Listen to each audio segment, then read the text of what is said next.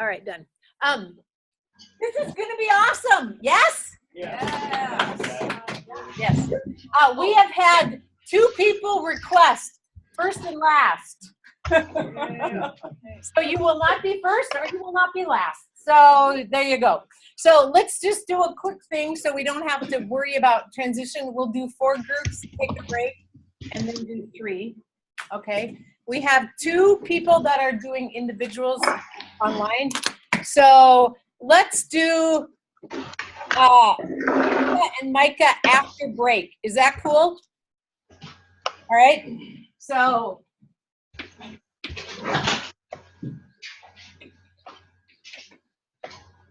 the 2 online groups have videos, so that's not a problem. Let me ask the online people. Do you guys have a preference, online people, about before or after the break? I'm seeing shaking heads. No. Okay, hang on. I got you in so I can see y'all. We got the Brady Bunch looking. Okay. So let's have you 2 go right before the break. How about that? The 2 online groups. Okay. So.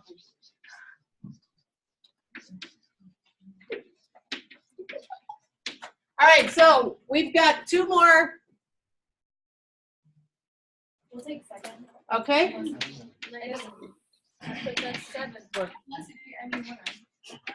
We'll take really don't. We don't care. Are we good? Yeah, we're good. Are we good? All right. Lisa, I didn't see you, but you are the first one after break, so we'll work the technology to get you shifted, you and Micah. Okay. Let's pray, and then we'll start. A great idea. All right.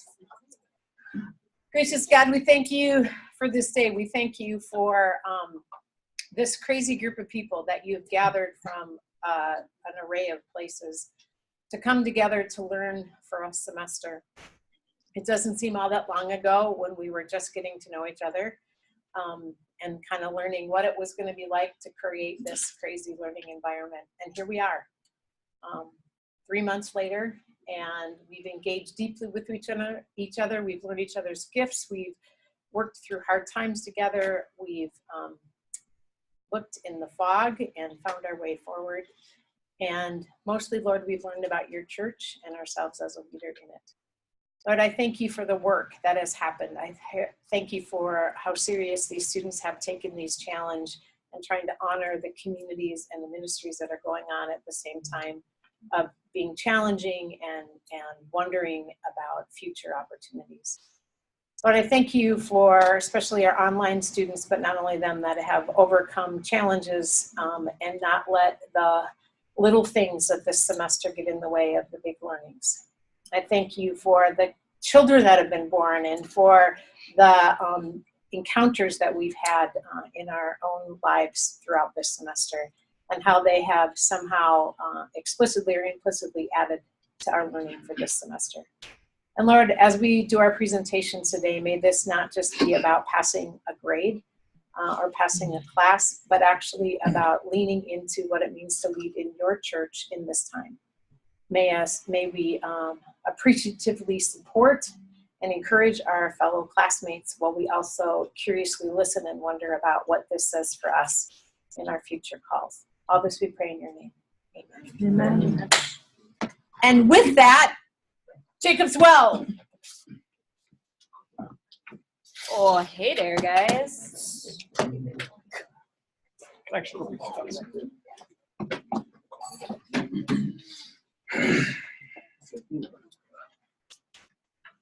So we are the Jacob's Well group. We're really lucky because you guys already heard all about Jacob's Well, so we don't really have to introduce our issue, which is great. So we worked with Jacob's Well to help them with their design challenge. Thank you. So we did the design challenge. We'll each take a section of it, just so you guys know. So originally, this was our design challenge. Jacob's Well asked us to help them figure out a way to welcome, pursue, engage people in the community of Jacob's Well in a tangible way. So Jacobswell was very clear about, like, we know who we are. We're not for everybody, but what we've got's pretty good. People who visit tend to like us, unless they're really not going to like us.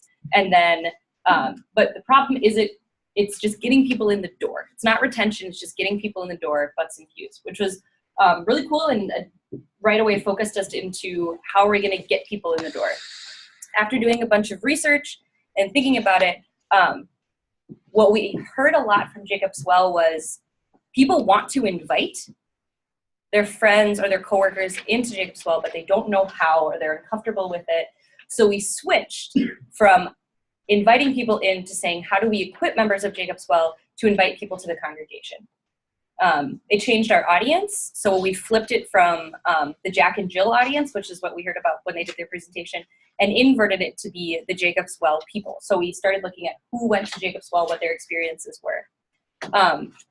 During our ideation process, we sort of refined that even further as we saw what ideas we were coming up with after having implicit knowledge of what was going on. So we found ourselves asking a lot of, why aren't people inviting into the church? What assumptions are we making about what gets in the way? So we changed it to being sort of a two-part thing, which was what gets in the way of people inviting others to Jacobswell, and what tools do we give them to circumvent that? The reason that it had two parts was because we realized we didn't know how to answer that first question, and the leadership at Jacobswell sort of shared that experience. So we came up with these two, and our prototypes, some address one question, some address both, some address maybe in the middle.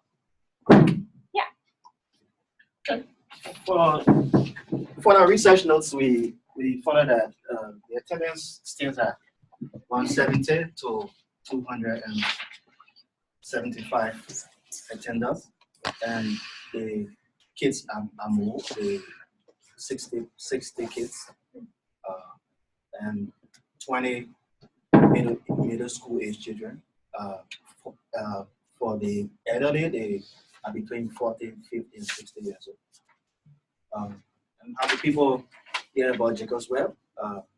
Some of them got to know through friends told them, some by the internet, and then we look at the demographic. It's like 90% white, 10% African American, as you can see the picture. All right, so our ideation process. When we started our ideation, we were doing it small way, just coming up with one-off ideas when we were sitting in our, yep, there you go, now you can see my head. We were doing it in our class time, and Greg, our Jacobswell representative, was there, and we'd come up with an idea, we'd throw it up, we'd look over at Greg, and Greg would either say, yeah, we've tried that before, or, oh, okay, well, maybe we could look at doing that a little more. And so that captured it about right. Basically shot ideas down. Yes, he did, but I didn't want to say that. So it was like a duck on opening day. Wow, wow, wow. Anyway, so we decided that we needed to meet outside of class, and so we went to the slowest bar in town. And while we were there, we basically adopted the model of ideation that we did in class, where our ideation process took basically three rounds. The first round was throwing everything up on the wall to see what would stick. And it's 280, so the walls are greasy, and our Post-it notes fell down pretty quick. If they didn't stick, then we put tape on them and put them back up. But after that first round, then what we did is we consolidated them into like-minded ideas, things that would kind of fit like a social media category, outreach category, this, that, and the other category. From there, we found and we looked at the ideas that would be realistic, and then the ones that wouldn't be, and the ones that obviously wouldn't be, we pulled off, leaving us with a few ideas, which turns us over to the prototypes. I'm going to stand on the same spot for all the online folks. Turn it just. I feel like they don't get enough eye contact. Maybe I'll just. I think we should switch so they can see the Oh, prototype. all right. There you Well. go. There you go. I don't need to be right. Yeah, so we're on to the prototypes, and we'll go to the next slide. So we came up with 3 different prototypes, and each of them had a different flavor, trying to address different parts of the problem, the design challenge that we had.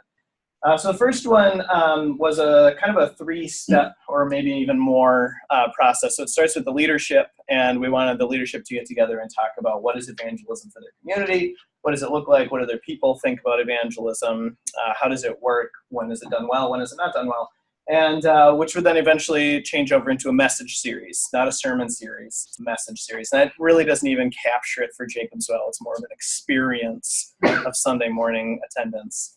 And so they would do this series of evangelism, and then those series would then go to what they call group life, which is basically like adult small groups that meet in different people's homes.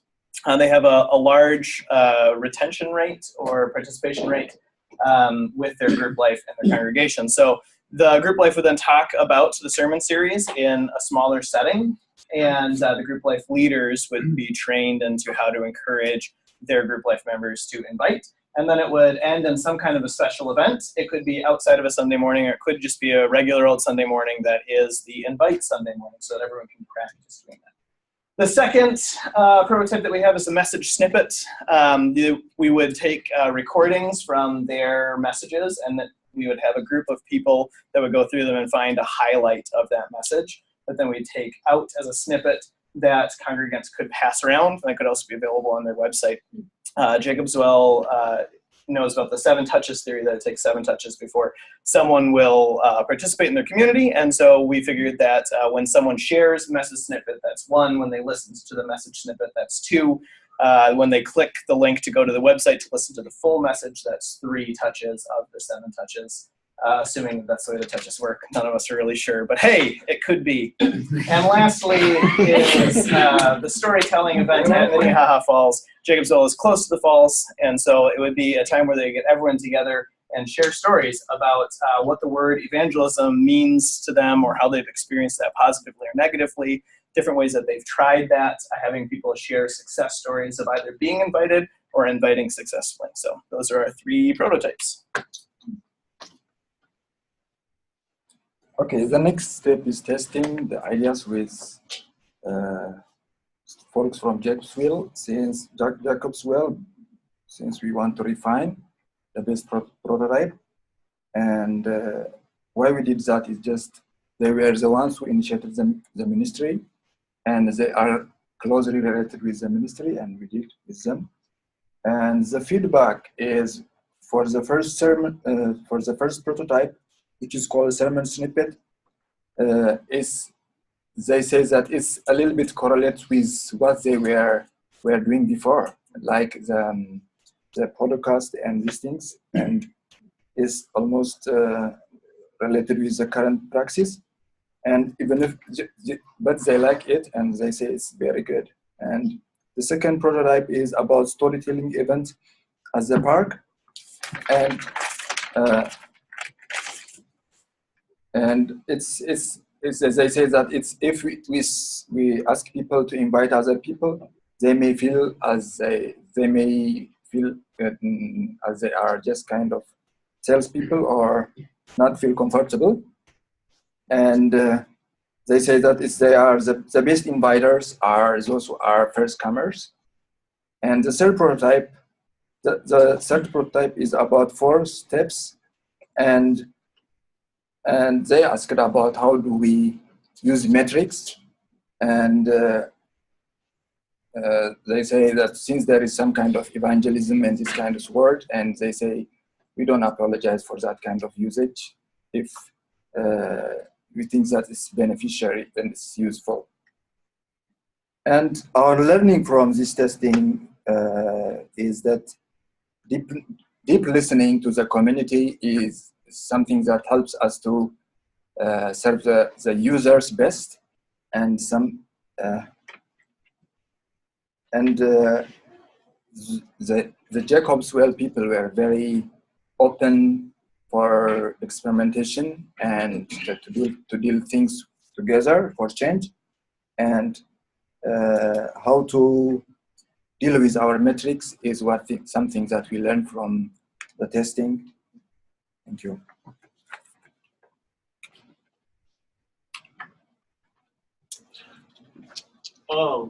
What we did well, we focused or spent most of our time working on the design question.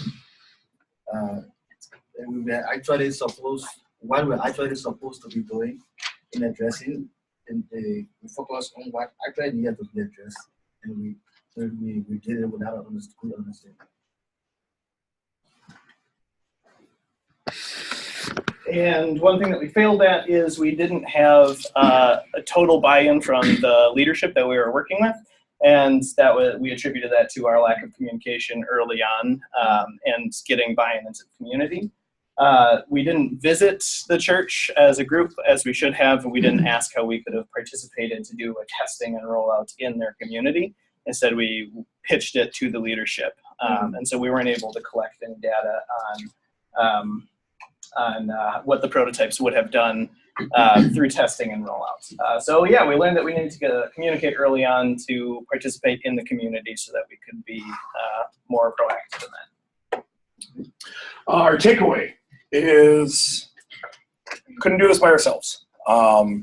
The idea of, especially with ideation, sitting around the table, thinking together and collaboratively was our big takeaway. The notion that we would come up with a sermon snippet or the message snippet, sorry, Greg, working or doing something centering around group life, and these great ideas would not have all come from one person. And so the idea that we would feed off of one another to come out and come up with a stronger idea was our takeaway, was working together collaboratively. And then what piece of advice we would offer for groups in the future or people taking this class would be to get kind of a big picture before you start. Because we sort of stumbled through, especially the first couple weeks, being like, what are we supposed to be doing right now? What are we supposed to be talking about? What are we supposed to be accomplishing? And then once we really figured out, like, okay, this is what we need to do, this is what we need to do, this is what we need to do, it worked much better. Which also leads into the one thing we failed at.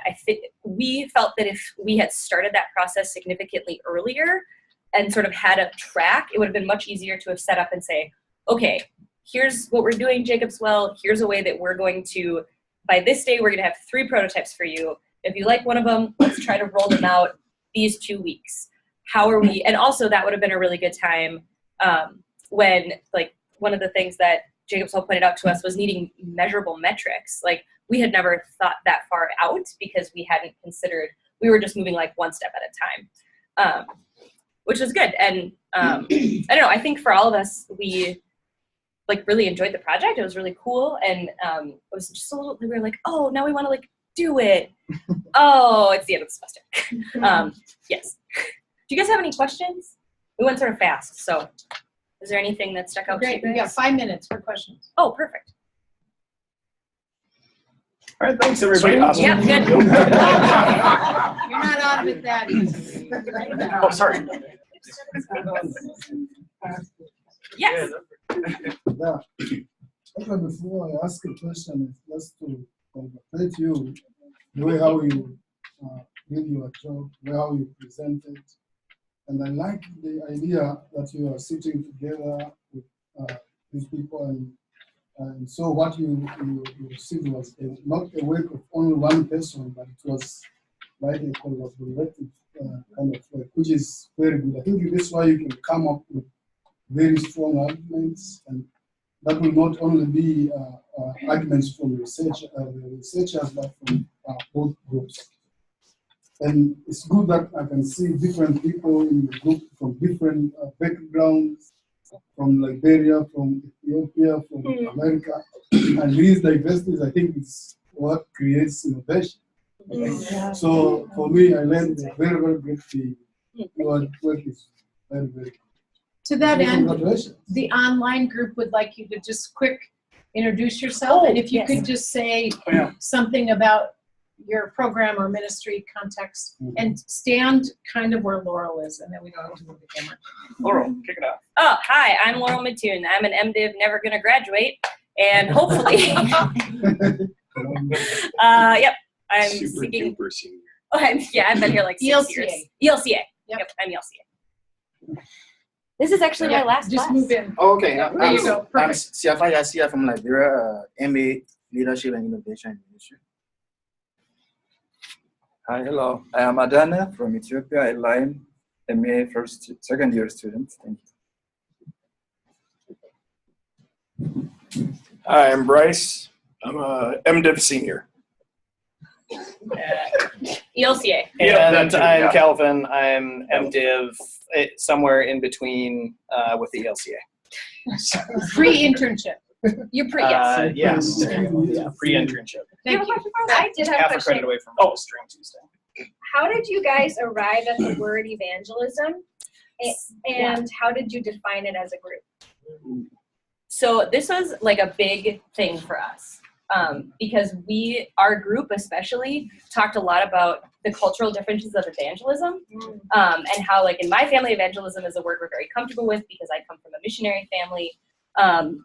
Adane and Siaka, the same thing. Like it's just versus other people who are less comfortable with that. And Jacob's Well, in particular, Jacob's Well was like, we don't ever want to use the word evangelism. We want to use the word inviting. And then one of the things, what was it? It was the difference between inviting and,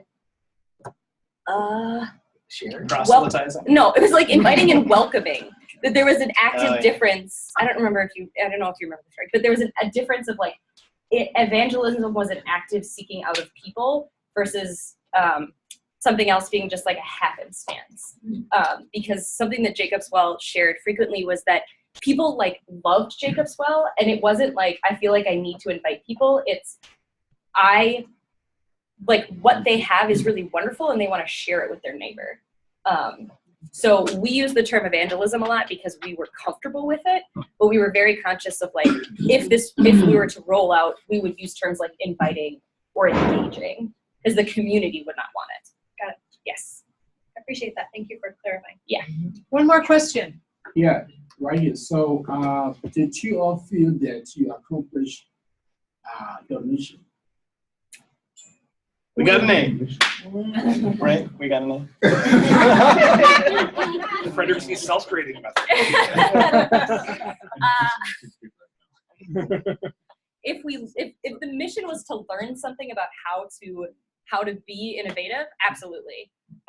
If the mission was to offer something to Jacob's Well that they might not have had, totally. If the mission was to like figure out a solution to the problem, roll it out and test it, nope. We needed another month. We All did. right. And Sunday's free. Let's give them a hand. Lydia, do you need anything online? Yeah, we need the document or the. Okay. Okay, who's got my beer?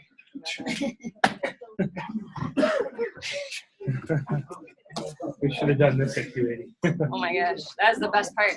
What's People being just kept, done? at 280, people just kept bringing us beer. Like they were looking at us, and they're like, "What are you doing?" They're like, "Oh, we're gonna have church stuff." They're like, "You probably need one."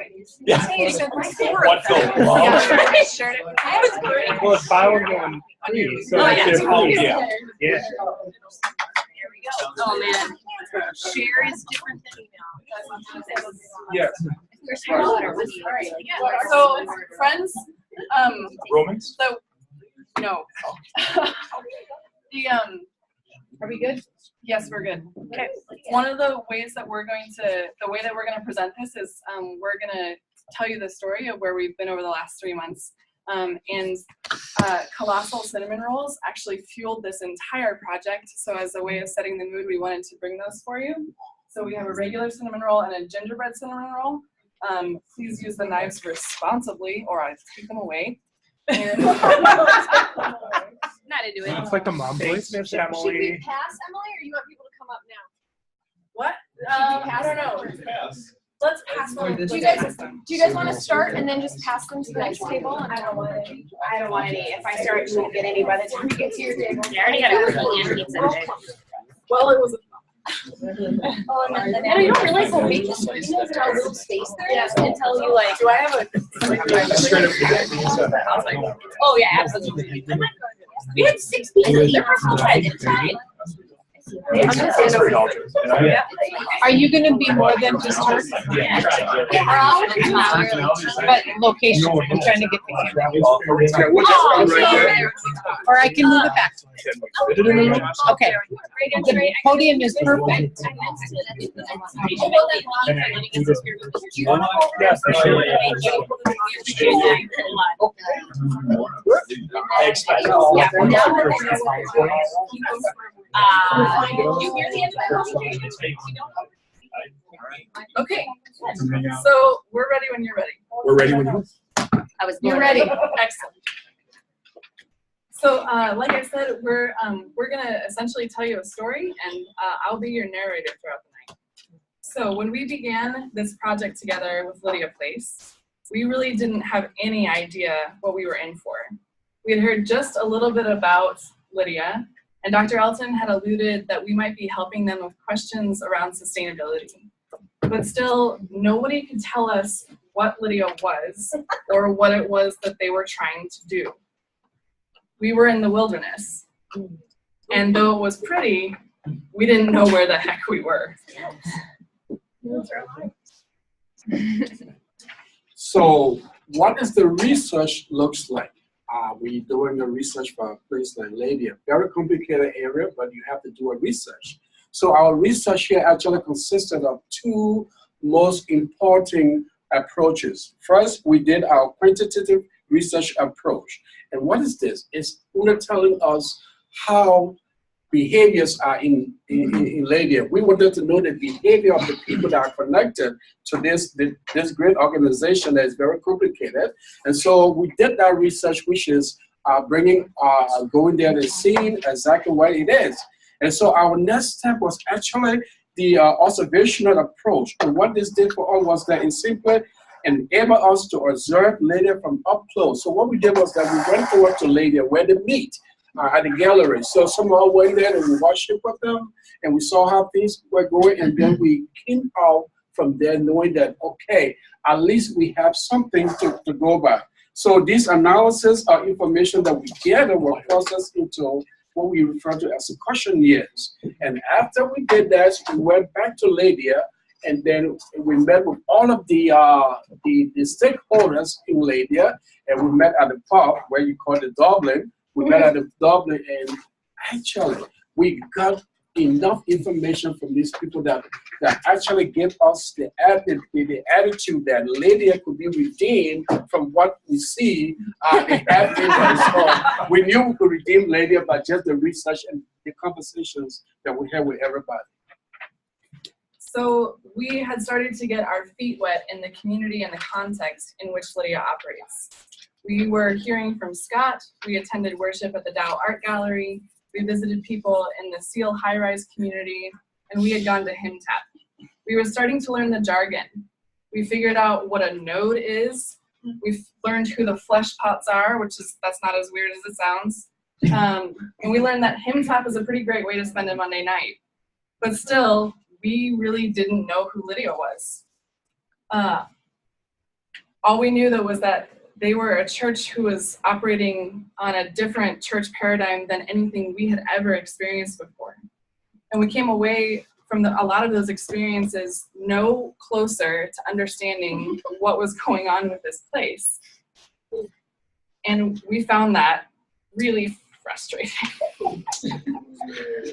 But what we didn't know at the time, we were learning actually, was how important it is to be deeply rooted in a context if you're going to innovate there. You can't innovate in a vacuum. And I suppose in a way, that's kind of what we were trying to do. It's really no wonder that we were frustrated. But fueled by colossal cinnamon rolls, a chalkboard, our creativity, and our determination to produce something that this community could actually use, we forged on. So our original design challenge that we came up with as we learned more about Lydia, one opportunity and necessity that we saw for Lydia was that they need to move beyond the reliance on their pastor as the sole connector with the community. So the challenge that we identified was that Lydia Place needs a way to strengthen the connection and build relationships between its various community partnerships and projects, because this connected structure would be necessary for continued sustainable growth. This is where our story starts to get good. Once we had this initial design challenge in place, we asked Pastor Scott, Lydia's mission developer, to call a meeting so we could present it to some Lydians and see if we were on the right track. We thought about this meeting really carefully. We thought about what questions we wanted to ask, how we wanted to ask them, And we invited these core Lydians, as we would come to call them, to tell us how they understood their own community, what they valued about it, and who they envisioned Lydia becoming. And their answers were actually really amazing. It's just that we didn't know that yet. Everyone talked about how Lydia needed to remain somewhat undefined, how agility and adaptability would always be some of their key characteristics. We still thought they needed a mission statement. And I think it's fair to say that we left that conversation at the Dubliner with more questions than when we came in. It wasn't until a few days later when we heard Pastor Greg Meyer lecture in this class, and he talked about a shared vision as a necessary and valuable asset for a mission start, that we started to piece together what we had heard. When multiple Lydians repeated how listening for and responding to the call of the Spirit was at the heart of their identity, and how they needed a certain lack of structure to be able to answer new opportunities with what they call a radical yes. What they were doing was communicating a shared vision. And suddenly it clicked for us. We realized they aren't trying to be like any other church we've ever seen. These guys are actually crazy enough to think that they can shift the paradigm of the church. And we realized how much we wanted to see them do it. Bang, we had empathy. And we really learned and took to heart how important empathy is in this process, because everything changed after that. We didn't take another step in the design thinking process without putting on our Lydia hats. Please pause.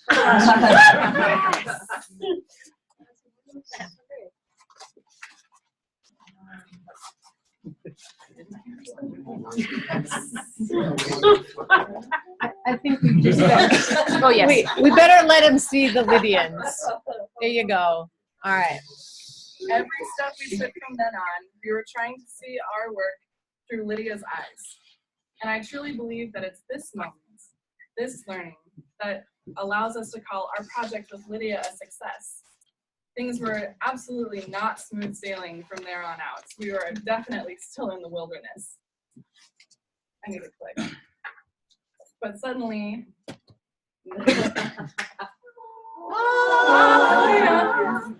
we had figured something out. We were in the wilderness, but we had a path. Our empathy became our guide. Slide. Laurel. Right. So with our Lydia hats on, we adapted our challenge to kind of reflect better what Lydians would say. We recognize the importance for Lydians to be able to have the flexibility and openness to respond where the Holy Spirit was leading them, and to be able to say what they refer to as the radical yes to new opportunities that might come up. So our refined challenge was Lydia Place needs a way to create, equip, and empower new leadership known as core Lydians, because new leadership will not only strengthen the existing Lydia community, but also facilitate the replication of the Lydia paradigm in new nodes and in new contexts. So this was our refined challenge, which we began to use as the basis for the solution that we were trying to find. That we needed more, that Lydia Place needed more core Lydians. So we ideated. And we used some of the techniques that we learned in class. We ideated individually first and created a long list of ideas, each on our own. And then we filled a huge blackboard with ideas. And typically that looked something like this, where someone would have an idea and then that would sprout more ideas. And we ended up with lots of drawings that looked something like this. So after we had a ton of ideas on the blackboard and sprawling ideas of how they might connect and be different, we started to group our ideas and put them into categories. And at one point, it did in fact look like this, because we realized what we were planning for Lydia was a bit of a pyramid scheme. I think that was hilarious. Anyway, so yeah, in our ideation, we found it a little bit difficult to come up with concrete solutions, because the challenge that we had identified was so big that there were so many directions we could have gone in. So as we narrowed, it was hard to get small enough to find something that was that seemed doable. I'm sure that might be a common experience, is my guess. We had the blessing of having Scott in the room while we were ideating, so he helped us think on some of the ideas that we had narrowed it down to, and using his advice and wisdom and his knowledge of the resources and the direction of Lydia Place, he encouraged us to go in a certain direction. And we landed on this solution, that we would create Core Lydians, more Core Lydians, using students in the CPL course here at Luther. So for that solution, we created a prototype, which was pretty basic. We made a video of us just sort of describing what the idea would look like and how it would unfold. A little bit about the curriculum, which Scott asked us to call the practices, which those CPL students would be using in their kind of development as Core Lydians. And something to note is that as we were making the prototype, we were continuing to formulate what this idea would be and continuing to build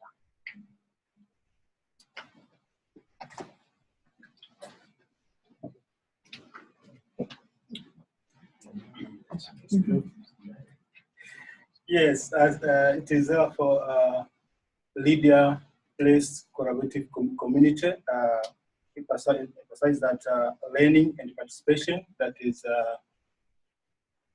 learning by doing. So in order to learn better, students need to involve in Lydia activities, which include weekly prayer, the audit community, table conversation, and the other things that happen in the Lydia community. Yeah, so that was in our testing conversations with students who have been in CPL for a year or less than a year. That was one of the biggest takeaways we had, was that they really enjoyed the engagement and they wanted to learn by doing. So that was one of the things we wanted to add emphasis to in our program. Another thing we heard from students is that new students can learn from more experienced students, both the goals and ideas of Lydia, and also how to operate in a place like Lydia that is so unfamiliar and based around ideas, and is really foreign to a lot of us. With that conversation, we had talked to students, but it was really important to us to talk to Lydians about this, because basically a bunch of students came up with the idea to talk to other students. We didn't want to just stay in our own little bubble. So bringing this prototype to these different constituencies was, for lack of a better word, really fun for us. We had worked really hard and we were really proud of what we had come up with, and we were excited to share it with Core Lydians, with current CPL students, and some folks in contextual learning. And the feedback that we got was all reaffirming, especially what we got from the Lydians. Somehow, by the work that they were seeing from us, they knew that we got it, that we had come to an understanding of what Lydia is trying to do, of who Lydia is trying to be. And I found this particularly interesting. Ultimately, our goal was to find a way to have more people have an understanding of this new way of being church in the world. And because of our exposure to Lydia's story and to its people and to its radical work, we became those people. We became the thing that we were trying to create. We learned that innovation, at least within the church, is not a detached and mechanical process. It is a deeply human one. It seems as though you can't go through it without being changed by it. Innovation has a role to play, not just in the evolution of the church, but also in the evolution of our identities as church leaders. So the biggest potential change we heard from the Core Lydians is that we need to emphasize in our program that this program is not just so students can learn and so we can make new leaders who will go somewhere else. This program will have an impact on core Lydians and everyone who is involved in Lydia in all of its nodes. And really, this curriculum can be for any new core Lydian. So if someone comes in from the art gallery or from the public service or public housing, we can use this to help them teach to teach them what Lydia is all about.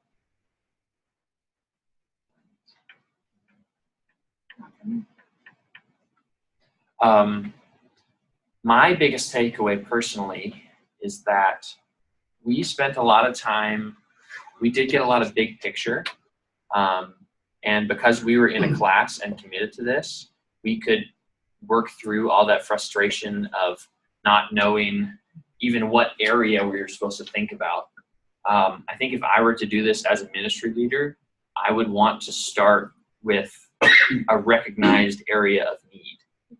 Even if it's not a specific problem, if we start with an area, then I think we would feel more engaged and so if we were like not in a class, I'm not sure we would have had the stamina to like work through getting to a problem. Yeah, that's my biggest takeaway. Any other learnings? Well, my biggest take from here was that I had a bias.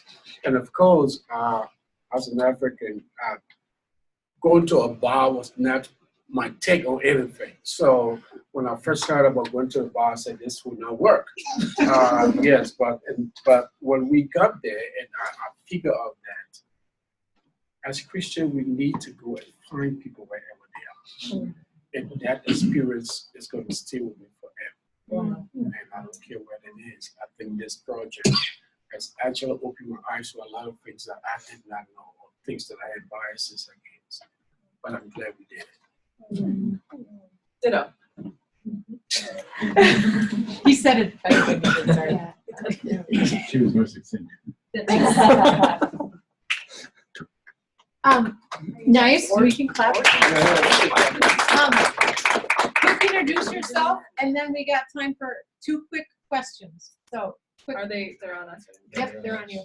I'm Emily Tinker. I'm an MDiv senior, ELCA. Seth Winans, MDiv Junior, also ELCA.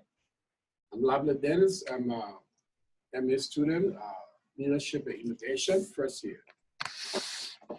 I'm Melissa Johansson, first year MDiv. My name's Alyssa, and I am an affiliate student. Hi, my name is Kishi, MA Leadership Innovation Communist, first year. Awesome. Questions? Anybody got? There was an ask for cinnamon rolls to be delivered to like North Pole, Alaska, and Colombia, but I'll do what I can. Okay. Next time we're in the area. Next time you're in the area. Okay. They'd even pay for delivery. All right. First, just to commend you guys on your work of deeply listening to the Lydian community. As a Lydia, I feel that you've heard everyone. So thank you. The other thing is I wonder if you could name some of the practices for the class so that they know when you say the word practices what those Lydian practices are. So, go ahead. Some of the ideas we had for the practices for this program for CPL students would be, honestly, a lot of the stuff we talked about in the class. Engaging in the neighborhood, spending active time right from the beginning as a CPL student of doing the kinds of things that a Christian public leader actually does and not just learning about them. So this is the learning by doing thing that Keisha mentioned. So the idea being that people would be able to basically do what Scott does, you know, whether it's hanging out in a bar or walking the community or whatever, and doing the inviting and the receiving of invitations in the community. So yeah, some of those things, I don't know, were there others that you remember? There would be, so there's Lydia undertakes a discernment practice, which they call huddles. So this is a practice by which a small group of people, usually who share some commonality, for example, the CPL students, all meet together with Scott, and they take a time of listening. Almost, I would compare it to, like, from what it sounded like, I didn't sit in on one, but if you're familiar with the practice of a clearness committee. So they come with some questions, and they do some deep listening to each other and to the Spirit about where God is leading them next. And within the huddle, they'll do this for their own personal lives. And they'll also ask these questions about Lydia as a whole. Where is God leading Lydia next? So we would ask, as part of the practices, that the CPL students all are engaged in that practice of discernment as well. It's really a big way that Lydia, the biggest way that Lydia aims to be led by the Spirit, both as a group and in their own lives. One more question?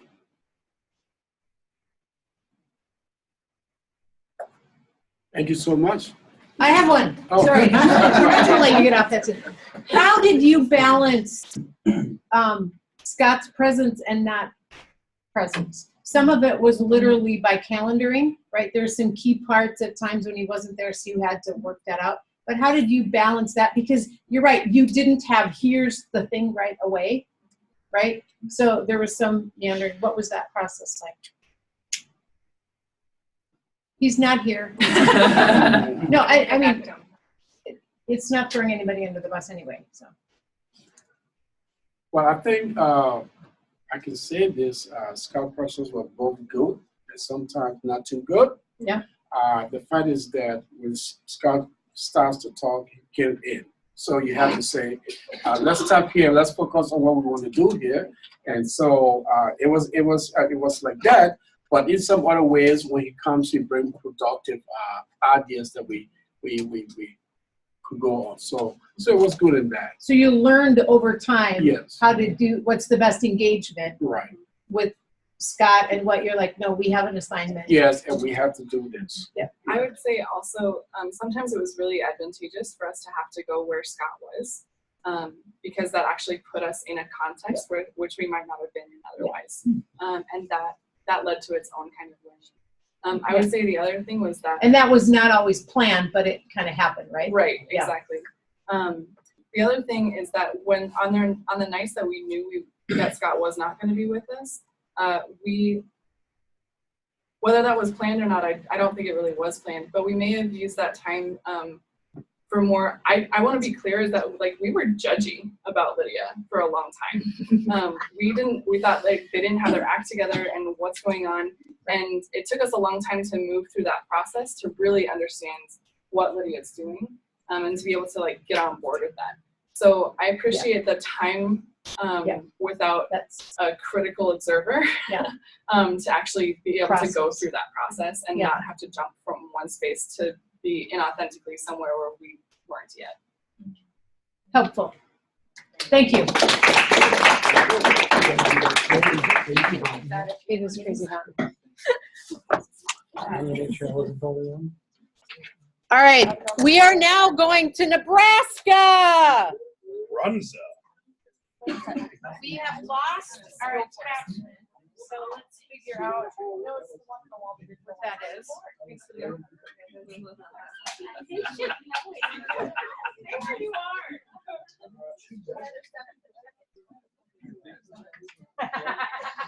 There you go.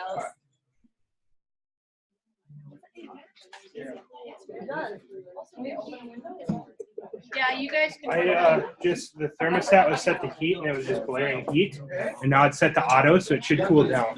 No. Yay! Yes. I'm like, am I getting a fever? What's going on? Josh did. What? Oh, the difficult.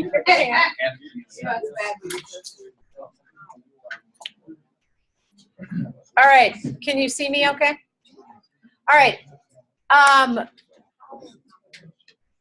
Those of you in this group, I'm going to ask you to unmute and introduce yourself before I start the video, okay? So this is the Nebraska Synod. There are four folks in that. Lydia is narrating, but introduce yourselves. I'm Lydia. I'm a senior MA student. And Lydia is on campus, but she's online for this class. I can, but so. Okay. I just want to lose their thing. How's that? As soon as they're done, I'll put them back on for questions. Okay, Katie, who are you?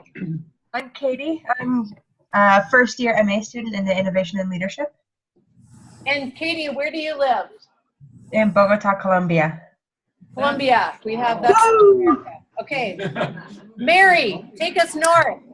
Hi, I'm Marianne Smith, and I am first year MDiv, and I am up in the Great North. I am in North Pole, Alaska, and I am just 120 miles south of the Arctic Circle. And just give us a temperature reading for today. Mary. Oh, actually, we are above zero. We are 19 degrees. And the sun has already set. I was gonna say, is Santa? What? You guys, Santa lives in North Pole, right? Yes, he does, and he is on our town council. That is his real name. Santa's on the town council, so there we go. He changed his name. Jennifer. Yeah. I'm Jenny Hatley. I am a first year MDiv. I live in Eau Claire, but I'm considered a residential student. There you go. We got Wisconsin, Minnesota, Alaska, and Colombia. Okay, I'm going to play their video. It's 15 minutes, and then we'll have a few minutes for discussion, and I'll put their pictures up at that point. Okay? Oh, hang on. I got to plug in my volume. There are a lot of words. Here it is. I love it. I can do it. It's not the real thing anymore. It's essential.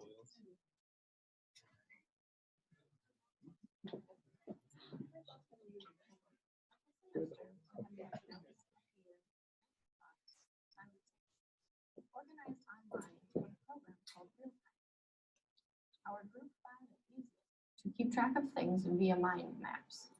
Throughout our presentation, you will see these mind maps, which will be broken down further so that you can see parts of our thoughts and ideas and shared in the process of our project. We have many parts in one body, but the parts don't all have the same function.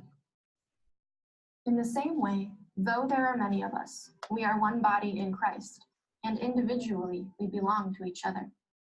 We have different gifts that are consistent with God's grace that has been given to us. Romans 12, 4-6. Defining the design challenge. When our group had our initial interview with Timothy Seibert from the Nebraska Synod, he presented us with the big question, is there a role for the Synod as a whole? And if so, what role will it have in the future? Our group wrestled with this question, understanding the complexity of it and trying to break it into something smaller and more manageable.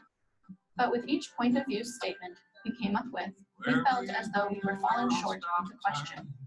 Even though the points of view are valid things for the church and synods to consider, they were not. You're wise. Did you stand there and shut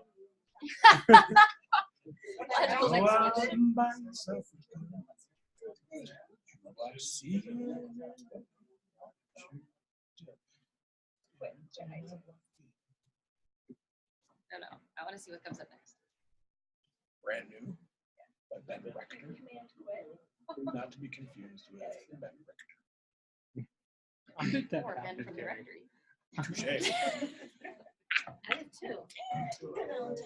Assumption that yes, synods are relevant. All right, I'll bring you Our back. group wrestled with this question, understanding the complexity of it and trying to break it into something smaller and more manageable. But with each point of view statement we came up with, we felt as though we were falling short of the question. Even though the points of view are valid things for the church and synods to consider, they were not our question. After patiently working through the steps, we decided to attack the big question with the assumption that yes, synods are relevant and will continue to be relevant in the future. Our design challenge question was, how can the Nebraska Synod best support, educate, and communicate to the congregations within the synod so that congregations, ministry settings like camp, and communities recognize the purpose of the synod office and that they are the synod along with the synod office.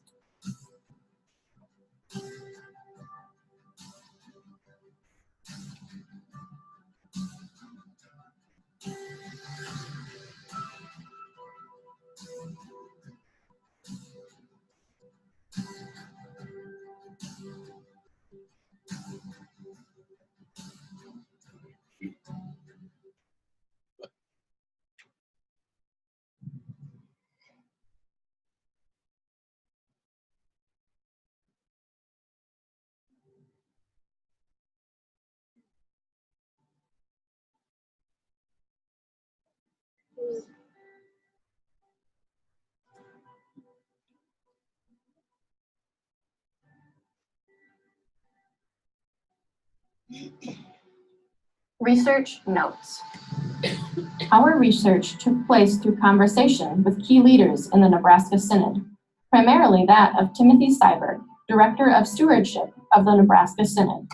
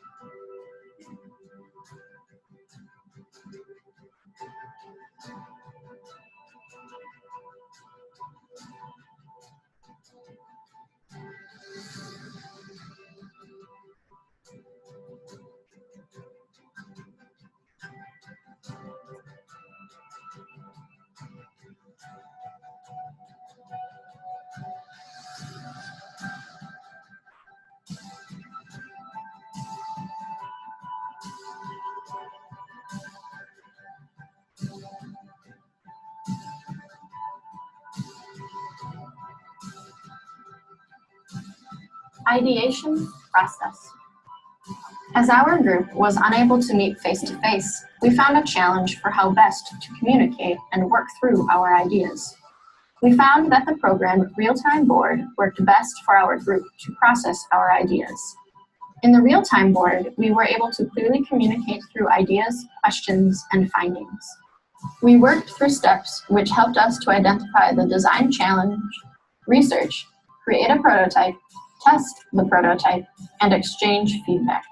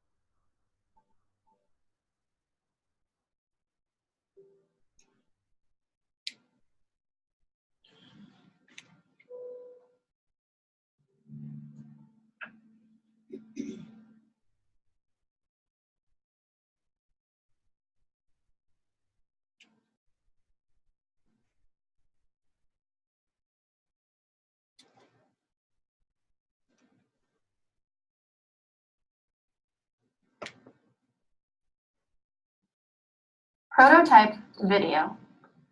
Throughout the first 3 steps, it became clear that we were coming up with different marketing strategies for the Nebraska Synod. As a result, our prototype video became a combination of 4 different areas of rebranding for the Synod. We focused on accessibility, education, and resources with an interactive webpage and app, communication and visibility with a hashtag and logo, local and global ministry reachings with shared values of the ELCA and the global partners in Argentina, Uruguay, and Tanzania, and connectivity with Together We Are ministry videos, which enable churches to share about themselves and their ministry. The whole theme of the rebranding campaign was Together We Are Nebraska Synod.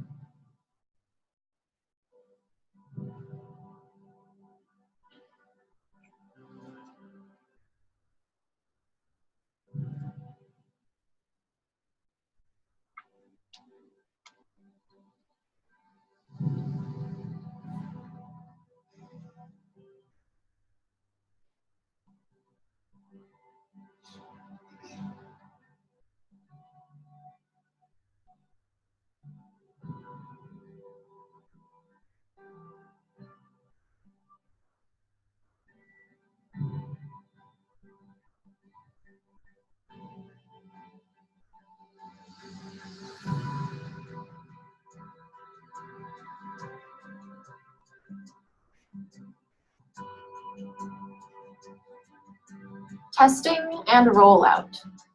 We identified, with the help of our mentor, a sampling of 11 pastors from the Nebraska Synod. They represented congregational leadership from various sized churches, and these churches are from both urban and rural areas. To test our prototype, we developed an email consisting of 3 questions and including an embedded link of our prototype video. We divided the churches between the group to send the email and receive the results. These are the questions as follows. In what ways does the Nebraska Synod currently serve your ministry context? In what ways do you and your congregation currently support your synod? After viewing the video, what did you understand the ideas to be, and were they helpful? Each of us posted responses to our real-time board for reflection and a discussion. We were able to learn the following. Most of the participants were excited about our idea and the Together We Are logo.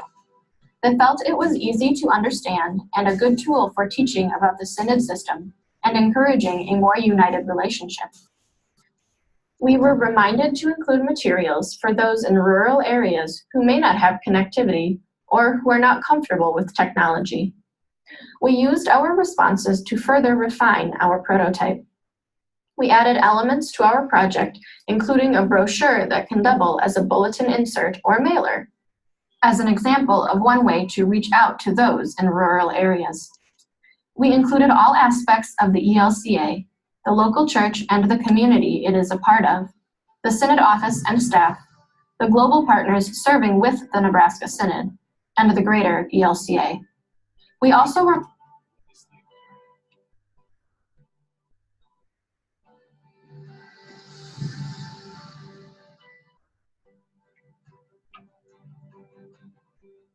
back.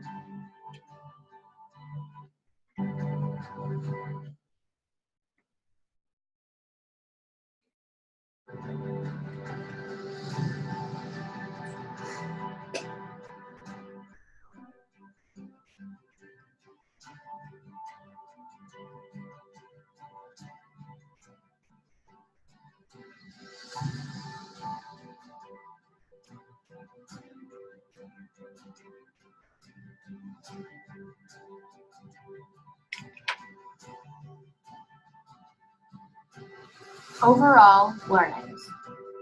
As a group, we are spread across the Americas, literally. We are coming in from Alaska, Minnesota, Wisconsin, Colombia, South America, and our project has been based in Nebraska.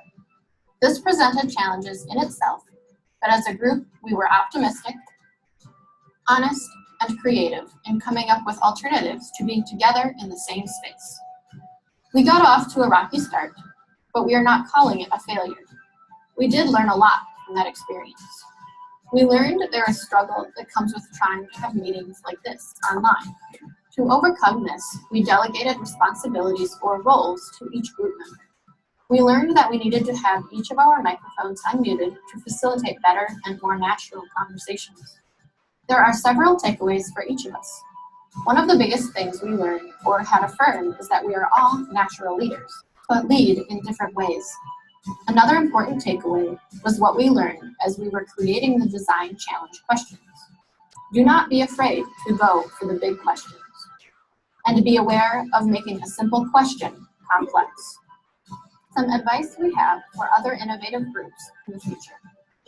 Online innovation is hard, but it is not impossible. Take time to get to know each other at the beginning. It is not time wasted. Check in with each other every week and remember to be aware of what you are missing by not being present. So much is said through body language, and much of that is lost online. Be patient with the process and be patient with each other. From the beginning, set clear expectations of the group, but also be flexible. Our group had a leader, a timekeeper, a note taker, and a questioner or instigator. Go with the flow and trust the process. Well, I also discovered this group laughed a lot, so just so you know, it was not boring. All right, let's see if we can get this going.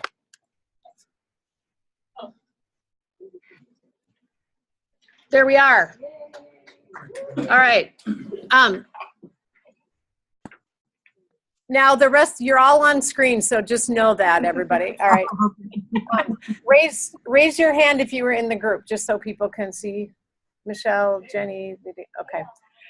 Any questions? We got about 5 minutes or 4 minutes. What kind of questions do you have for this group?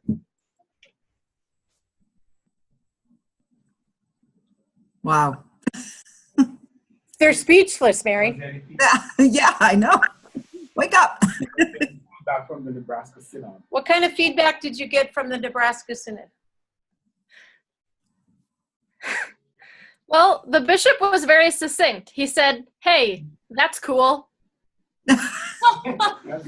Yes. So not only did you work with Timothy, but you did get it passed on to the bishop? Yep. What about congregational leaders? You said they were a thing, and then there's a question, was the Synod Council involved? The Synod Council was not involved. We sent our survey on to 11 congregations and then the camp ministry. Overall, we had very positive results. One negative result, feedback. But it was also good to process where that came from, and what we learned from that is that congregation was asking the same questions we were asking. They had just come up with different answers than we had. Our assumption as we went forward is yes, the synod is relevant, and theirs is no, the synod's not relevant. So other than that, really good feedback. Thank you. That was really helpful, Katie. Did you feel? Go ahead. Terry, I might add that overall question came directly from the bishop. He came with that question, is the synod relevant, and will it be relevant in 5 years, in 10 years, in 20 years? And he had an underlying question about the overall shortage of pastors, currently at 800 and expected to be 1,000 in just 2 years. And so rostered pastors. And so this was what our premise was on. And faced with those two questions at the beginning was quite daunting for us. And so we tried to hone it, and we really couldn't. And so we finally decided we really need to address this large question. And that's what we ultimately went with. Yeah, that's really helpful, Mary, to say this is where you started and this is a center of that, right? Right. And Right. a sense of, for lack of a better, how do you use the assets you have and magnify, right, the relationality and the connectivity, hoping that that has a like that ripples, right, and creates. Correct. Makes sense. Any other questions online or in the room? And those of you online, if you want to speak, you can. I mean, like you can say it. Linda, can you speak yours? Because it's only, I'm wondering why, and then it goes off the page. Okay, sorry. There you Can go. you hear me now? Yep, we can. Oh, cool. I'm wondering, you said that you kind of came at the question from a perspective of, well, we're assuming that synods are relevant, so we'll kind of look at how they can be more relevant. I'm wondering more about that because, especially when you mentioned that other congregation that came to a different conclusion, and I wonder what would have been the difference if you'd started off with, I don't know, maybe they aren't relevant anymore, or at least not in this form. So can you talk more about that assumption? Can I add, or relevant in what? How did you determine relevancy? Yeah. I think, Katie, you were teasing at that. Yeah, I could take the blame for that for the group or the credit, whichever way you look at it. I work for ELCA Global Missions, and so one of the things I do is work with the different synods. And so Timothy and I both come from, in a sense, he does, and in a sense I do, work for the synod. And so for me to look at it and say, no, the synod is no longer relevant, I couldn't, with a clear conscience, do that. And from my point of view and from my work, I can look and say, and here's why the synod is relevant. So one of the things that we looked at was the synod is relevant, and the reason it's being questioned is because maybe people don't know all of the work that the synod does. For me, being on the inside point of view, Timothy also, we could look and say, this is what the synod does, and maybe if as synods they did a better job educating the congregations, both the lay people in the congregations as well as pastors in the congregations, they would understand why the synod is and will continue to be relevant. And Katie, if I'm understanding you, let me test this, is that there's a sense of relevancy is the ability to do ministry bigger, to get the kind of ministry that can be done together as opposed to everybody being independent. That's one of the reasons it's relevant. Is that what I'm hearing? Exactly. Okay. Exactly. Yeah. So there's a particular understanding of why it's relevant. It's not, I don't know, whatever. There's a many ways you could understand that. So you had a particular way of describing that. But that also, if you had more time to go deeper. Yeah. We also kind of kept that question out there when we were asking the congregations that we sent the prototype out to, because when we wanted to see, what does the synod do for you and what do you do for the synod essentially? And so we were still kind of putting that out there. But I think because we are all leaders in the congregation, like Katie said, we all kind of have this heart that we feel like the synod is relevant because we have either been benefited personally or are through our process. And so that's very interesting to think, what would it have been like if we had approached it differently? Right. And I think another aspect to the relevance that we also talked about was the concept that the synod isn't the synod office only. Right. It's everyone in that geographic region. And so part of our project was bringing that to light, and the whole We Are Nebraska Synod together is to help people take ownership and identity within the fact that they're part of the synod, and it's not just the administration and the bishop and the office. Mm-hmm. Right. Right. Helpful. Yeah. Let's thank them one more time.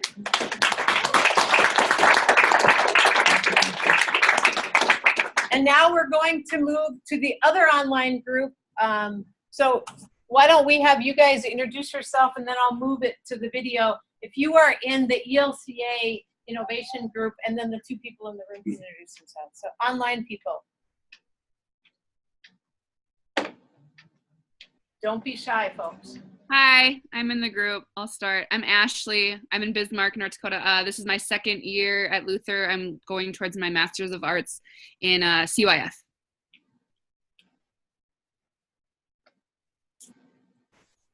Next. Hi, I'm Susie. I'm a residential learner, but I'm doing a lot online. I am in my first semester as a MA CYF student. And Molly is not online, correct? She's an MTH student who has been in class 1 week but has been online. And then you two while I switch. I'm Joel. I'm a MTH student, ELCA ordination candidate. I'm Rita Davis, MTH student, CML. Awesome. All right, let's try this one more time.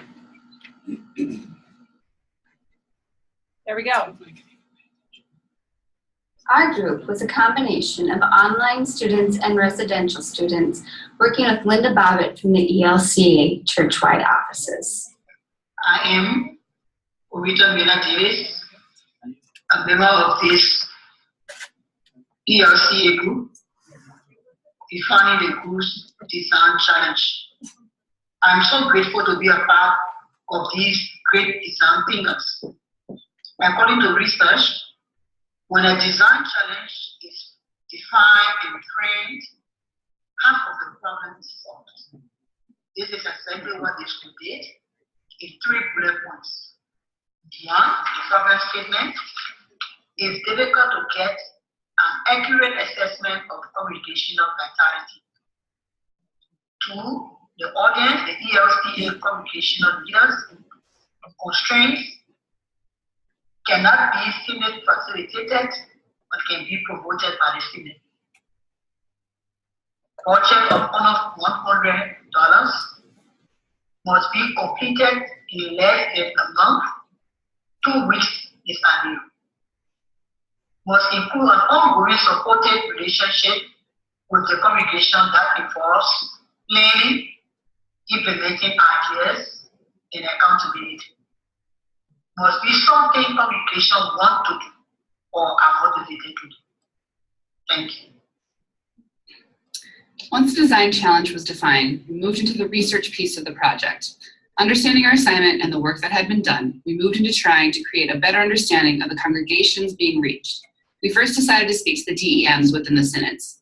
We discussed and deliberated exactly what we needed to learn from the congregations and how the DEMs could give us better insight prior to these conversations. We reached out to the DEMs of specific synods and asked them to share about the congregations in their synod, specifically those they knew of that were not at all vital, and those that may have been closer to being a vital congregation. We also discussed with the DEMs specific stages of change we found insightful, asking if any of their congregations may be in a stage of pre-contemplation or contemplation of working towards change and becoming a more vital congregation. The idea was to get a better understanding of the congregations we were hoping to work with from the DEMs before speaking with the congregations themselves. We had many conversations about the questions we were to ask the DEMs, and more specifically, the questions we wanted to ask the congregations. Most of the DEMs had a great understanding of the congregations they were working with. They were definitely able to point out which congregations were thriving and which were not. Most DEMs also had great insight into leadership structures that may be holding an impact on their level of vitality. After we spoke with the DEMs and learned about the vitality within the congregations of their synod, we reached out to the specific churches. We all reached out to several congregations within their varying synods in hopes of a conversation. This proved to possibly be the most difficult part of our journey. Leadership within churches proved to be quite difficult to reach. We all understand how busy the leadership is and how many may hesitate to have a conversation about the vitality within their congregation. Those who were able to reach congregations shared that we were doing a study about the best way for a congregation to reflect on their vitality. We discussed the idea of vitality as being congregations with life-changing relationships with God, each other, and the world. We asked to know more about the congregation's experience reflecting on their vitality, specifically looking into their work of self-evaluation within their church. We asked for details on what kind of self-evaluations had been done and whether or not they deemed it successful. As we found in most of our research and learning from our group leader with the ELCA Vitality Project, it is most often the healthier congregations that respond to these questions and surveys. Our group did speak with a variety of congregations and heard varying responses about their use of a self-evaluation process within their church. As difficult as it was to get a hold of leadership within these congregations, it was great to hear from congregations giving true work towards improvement and finding ways of self-evaluation. From here, we move into our ideation phase of the project. After speaking with the DEMs and congregations, what is it that we learned and where was this leading us in our work? We questioned greatly how we were going to get the best, most honest responses from congregations in understanding their vitality and how we can use their work in helping other congregations gain vitality. We worked through many ideas of how we wanted to get information, along with how we were going to get the most honest responses. We recognized how difficult it is for congregations to truly see themselves in how they're doing, how they're reaching their congregation members, how they're sharing the call of God, and how they're being seen within their community. We knew it would be difficult to ask the right questions and get the honest, helpful answers that we were looking for. If a congregation can't understand their true vitality, how are they to look towards improvement, especially in these great years of change and difficulty that we're currently seeing in the church? We did find some common threads in speaking to congregations about self-evaluation, and they weren't good. Our conversations showed a lot of weariness and negative emotion towards the process of self-evaluation. Our group realized and discussed the amount of shame that this process may have on its leadership. It can be easily understood how a pastor would connect their personal work performance on how their congregation is doing. Finding any surprising information in a self-evaluation or finding need for improvement can feel like it reflects negatively on their work that they most likely are pouring their heart and soul into. So the question becomes, how do we frame this experience to not have any negative emotions attached to it? How can we help those who are answering our questions look not only into their own personal vitality within their congregation, but share honest insight into what is happening within their congregation? Through our discussions, we led into many different ideas of how to provide a more positive yet honest response to our questions. Many ideas were floated, and it was difficult to stay within the hour discussion time allotted at the end of each class.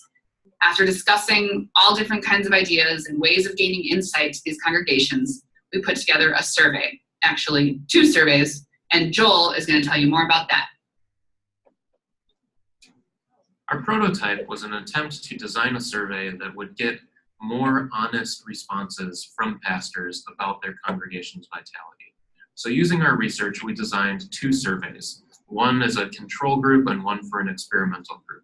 The control group answered questions that were directly about their congregation's vitality, about how well they were growing closer to each other, to God, and to their community.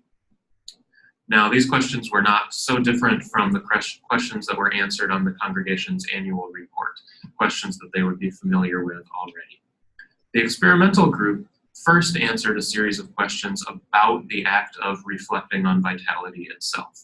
They answered questions like, I would be interested in learning more about different dimensions of vitality, ranking from strongly disagree to strongly agree.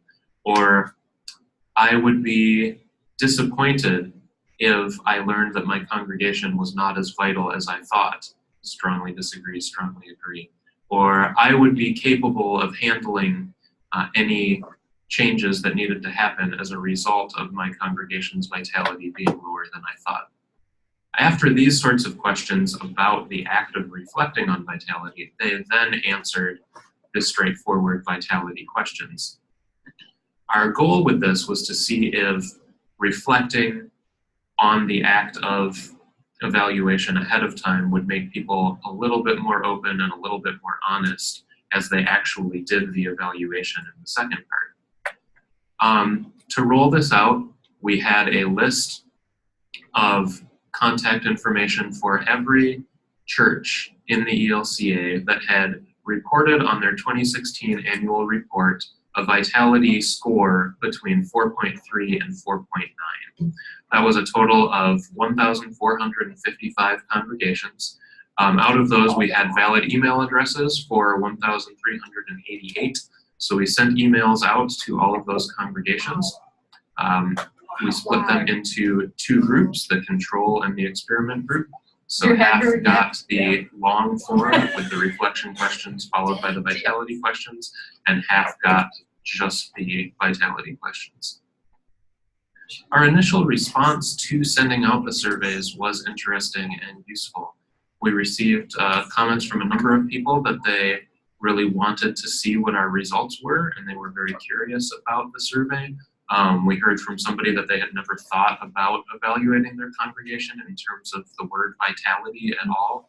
I also received a few emails that came off as sounding a little bit defensive, in that they filled out the survey but didn't feel comfortable just leaving it at that. Now, the survey was completely anonymous. There was no way that we would know who was answering, and the respondents knew that. But there were a few people who still seemed like they felt the need to justify their answers. They weren't happy being reduced to a numerical value. And so I got a few emails that were long, detailed explanations of exactly what was going on in that pastor's context and why they might have answered some of the questions. Like if there's a bill coming. So what did we find out? In total, we received 244 survey responses that were nearly evenly split between the experiment and the control group. 10% of the valid email invitations we sent out. Again, this is an anonymous response, so we have no way to know how well they represent the total ELCA. This is also about the same amount of congregations Dems felt were vital and those more willing to talk about their vitality. So this could be the same group. Results did seem to indicate that this was the more vital of the congregations responding and possibly accounted for the weak difference between our two groups. As you can see, the vast majority of both our control and experiment groups evaluated their congregation's vitality in terms of their relationship with God, each other, and their neighbors on the healthy, vital end of the spectrum.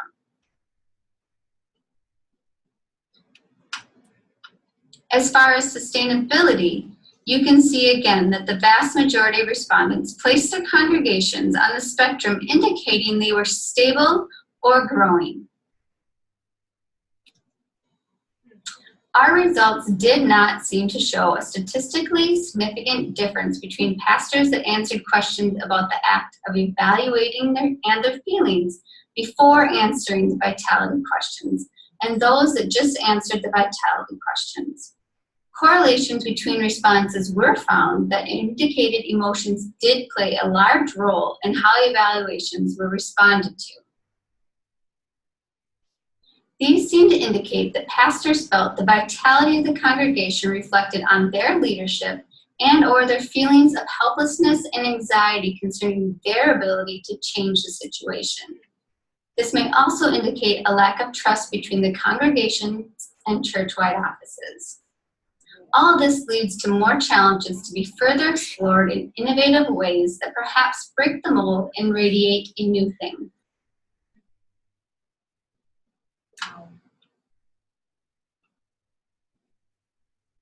Our group was a mix of online and on-campus students. We collaborated well across space and technological challenges. We identified our roles and implemented a facilitator early on to help us maximize our meeting time. We failed, however, at communication with one another as well as pastors. We didn't specify whether we would use Moodle or email to communicate in between class time, and we learned that we were considered a source of criticism for pastors instead of a voice of helpfulness. Even within our own group, we realized that we were not sensitive to how other cultures utilize technology, and we stumbled across how language could unintentionally be offensive. We learned that if we struggle with this sensitivity, it's very likely that other congregations struggle as well. We were operating from assumptions of familiarity and didn't realize that it was not a preferred method for others. We needed to learn to be careful with our words and clear in our definitions. We took away from this process that our subject matter was personal to pastors' lives and touched sensitive areas.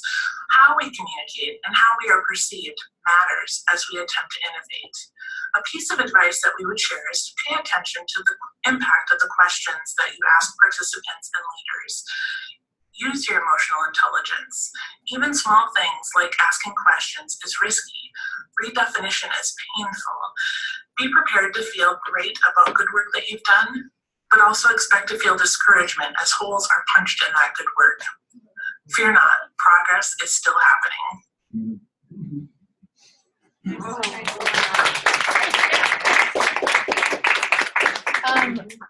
We have a couple minutes. I'll move the computer there, but you have two people in the room. We'll start there. Do you have any questions for the group?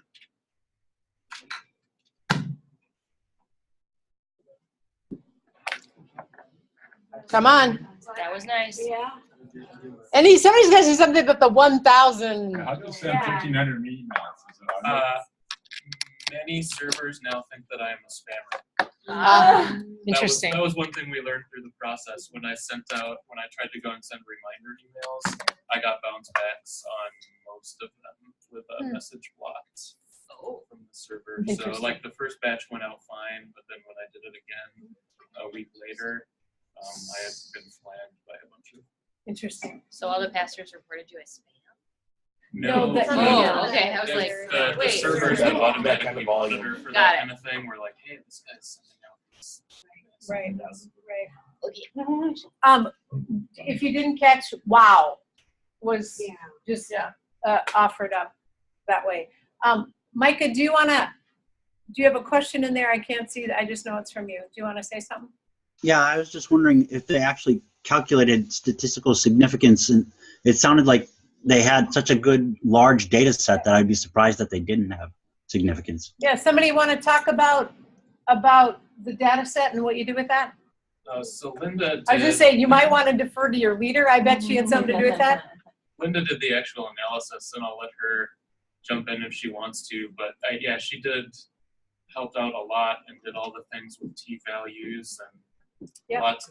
That term I recognize. A lot of the ones that she did other analyses, and there was difference in a few areas, but in the scope of the whole project, it wasn't enough for us to come out and say, yes, we have solid findings that there were definitely big differences between the two groups. Was basically what it boiled down Anything you want to add, Linda?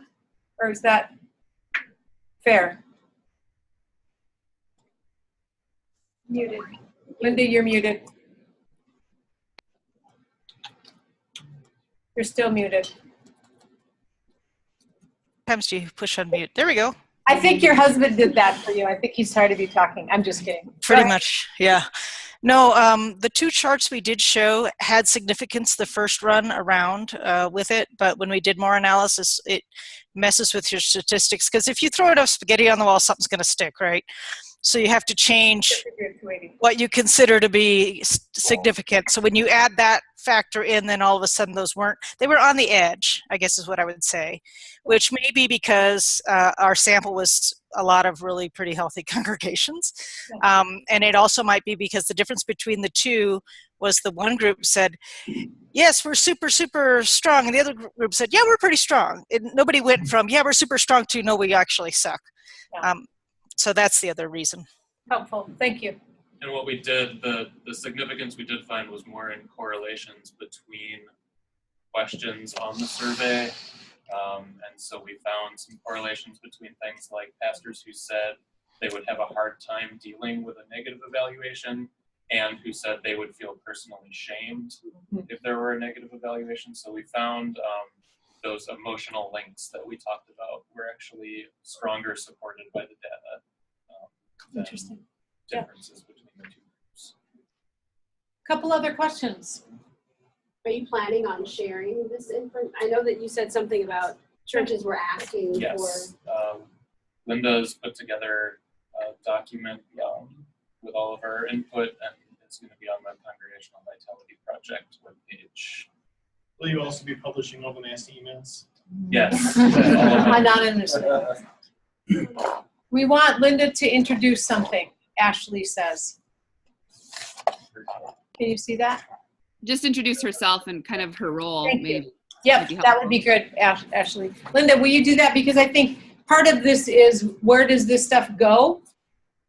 Linda has a place for it to go. I do, actually. So my name is Linda Bobbitt. I work with the ELCA, and I'm in Denver, but I work with the church-wide office, and I run something called the Congregational Vitality Project, which looks at what it means to be vital. We have these questions on the annual report. We've been wondering what they actually mean in real life, and so that's where this question came from. And so we have a website you can all visit called congregationalvitalityproject.com. And there's a page where we put the learnings there. So the project is really a research project. It's not only how vital do congregations say they are, but also how do they change their vitality. And we're doing experiments around this whole church to address that, from synod strategies to area ministry strategies to a whole bunch of stuff. and we're researching them all. It's not just kind of let's get stories. It is stories, but it's also actual pre and post research. So findings from that are posted there, and this will go up there too. We'll put a link up on the website for that, Linda, and Good. so people can find that. Thank you. We have a question over here from Beth. Are pastors the only ones who answer these questions?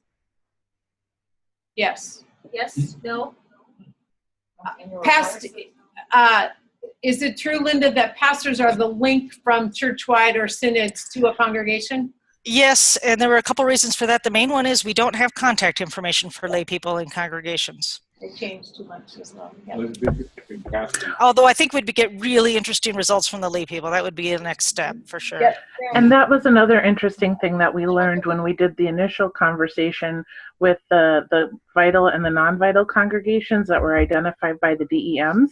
The ones that were vital were happy to share, and they also were like, yes, here, talk to some of our lay leaders. And they gave us names and numbers, and we got in touch with them.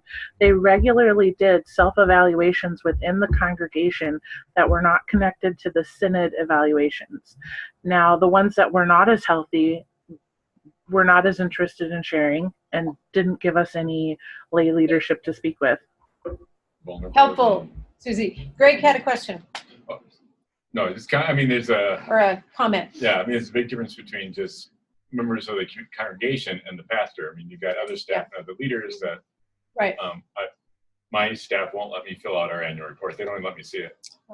Yeah. They don't trust me. Yeah, and some of that is a variety of things that we're asking, right? I mean, those of you that are pastors of the ELCA or becoming, you are also accountable to them. So some of that is you've got a little bit of a hook for pastors. So one more question, and then it's time to go to the next group. Is there a version where you could take this survey and no one else, you just get your own answers, your own response, no one else sees it, and then it would, depending on what your score or whatever your indicators are, it would point you to resources that maybe that's what this site does, I don't know. So no one else, like I preserve my vulnerability. I mean, Right. It sounds like this is a vulnerability. Yeah, there's a way to do that. Actually, you can get on the site and download a paper survey and hand it out to your folks and just calculate it yourself. Or if you want, you can get on the site and put it in, and the only one who sees it is me. I won't tell anybody. It's all confidential. Hell, I won't even remember it, to be honest. There's hundreds and hundreds of them. But yeah, there is a way to do that. Yeah, so that might be a way that this tool could be repurposed or used for different kind of Break ways. into the vulnerable audience. Yeah. They're gonna link it. For time, I want to give us a little bit of break, but I want to thank both online groups again. Not only thank you for good reporting and good engagement with questions, but also for taking the extra time. Both of them on their own said, let's do a video so we don't have to worry about connectivity. So I thank you for going to the extra work to do that. We're going to take a 6-minute break and be back at 10:02. Lisa, you'll be up first. Micah, you'll be next. I'm going to cut your guys's from 20 a little bit down, so I'll talk with you in the break, okay? Just so we can get to everybody. So break time. Lisa or Micah, if you want to go, I'm going to switch computers and then get you up on the screen. Okay?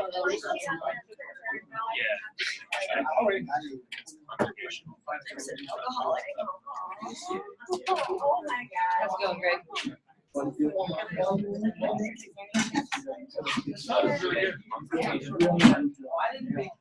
that's right. Bryce, to give you a job, what kind of job are you looking for?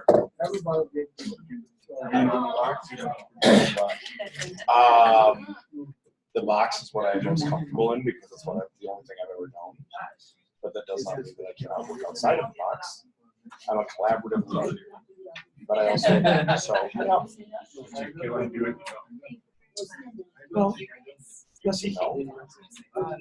Here's how I would describe Bryce, having had him in a couple different classes. I think Bryce adapts to his context. Context is my number one. And no, honestly, It is. I think you would be direct in a, if you knew you were valued in a context, you would go to that context. I mean, you would lean into the practices of that context. That's what I think. Okay. That's all I'm saying. Do you have a big need for pastoral care in your context? Because I would use that. He's real into pastoral care. I love me the pastoral care. That's all I want to do all the time. Sorry. Sure, ask Emily. All I talk about is pastoral care and Joe. It is. I'm a one-trick pony. It's just pretty habit. And I totally just feel like I'm schizophrenic, but thank you for helping swivel.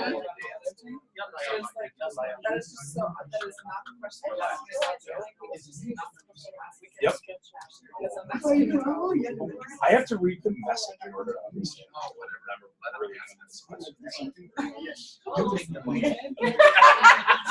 It's like, let's. So many reasons for explanation. That is not The fact that I have a message. What is dying?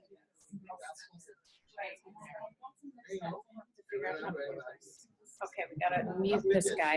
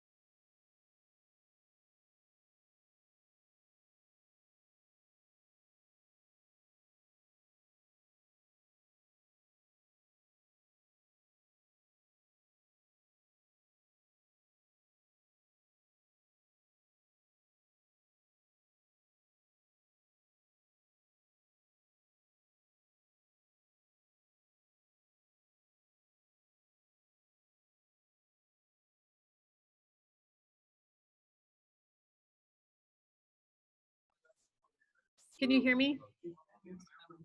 Okay. Now I can't hear you. Are you No, you should be able to hear me. Hang on. I think it's my computer.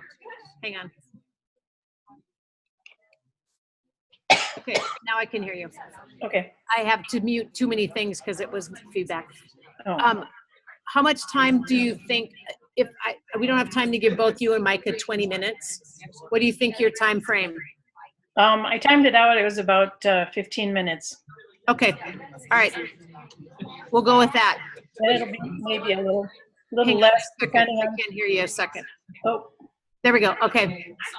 Depending on how fast I read, I'm just going to share my screen and read from Okay. there. Okay. All right. Sounds good. So 1 more minute, I'll call people back and we'll be ready to go. Okay. All right, let's gather back. I know this was quick, but I want to not run out of time for our groups. All right? I know, you're awesome.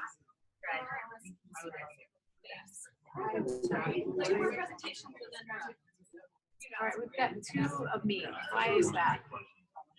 I'm on 3 times, so.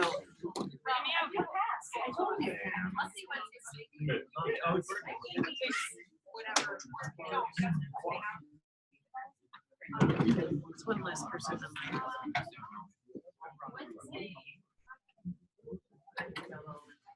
That's right.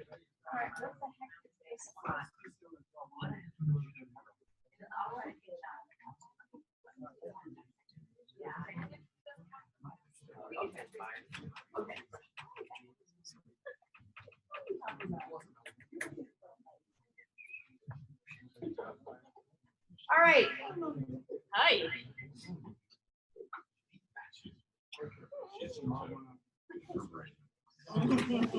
We're going to start. Very resident.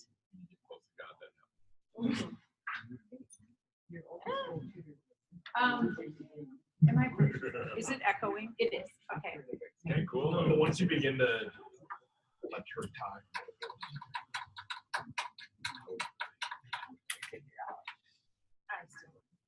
Sorry, that's a lot of commitment. Hang on just 1 second. I'm gonna.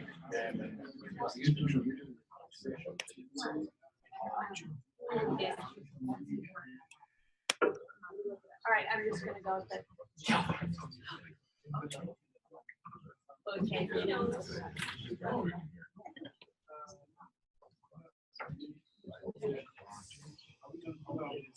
All right, there we go. We're back. All right, here we go. We had 2 people that were in the Nebraska Synod that we pulled out and are doing their own synods. That's who we're going to go to next. So we're going to start with Lisa. Lisa, if you would tell us where you're located and what synod you're doing, and then you're off. Okay. I'm Lisa Swanson-Filati, and I'm a junior MA student in Leadership and Innovation for Ministry.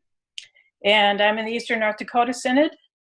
And what ended up happening is my project is connected to the Synod in a completely different way, really mostly connected with my congregation.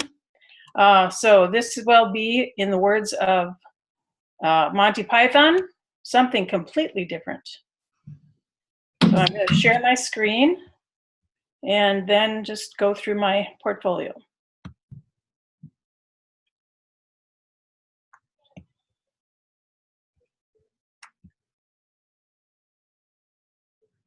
Did that work? Yes. Okay. All right.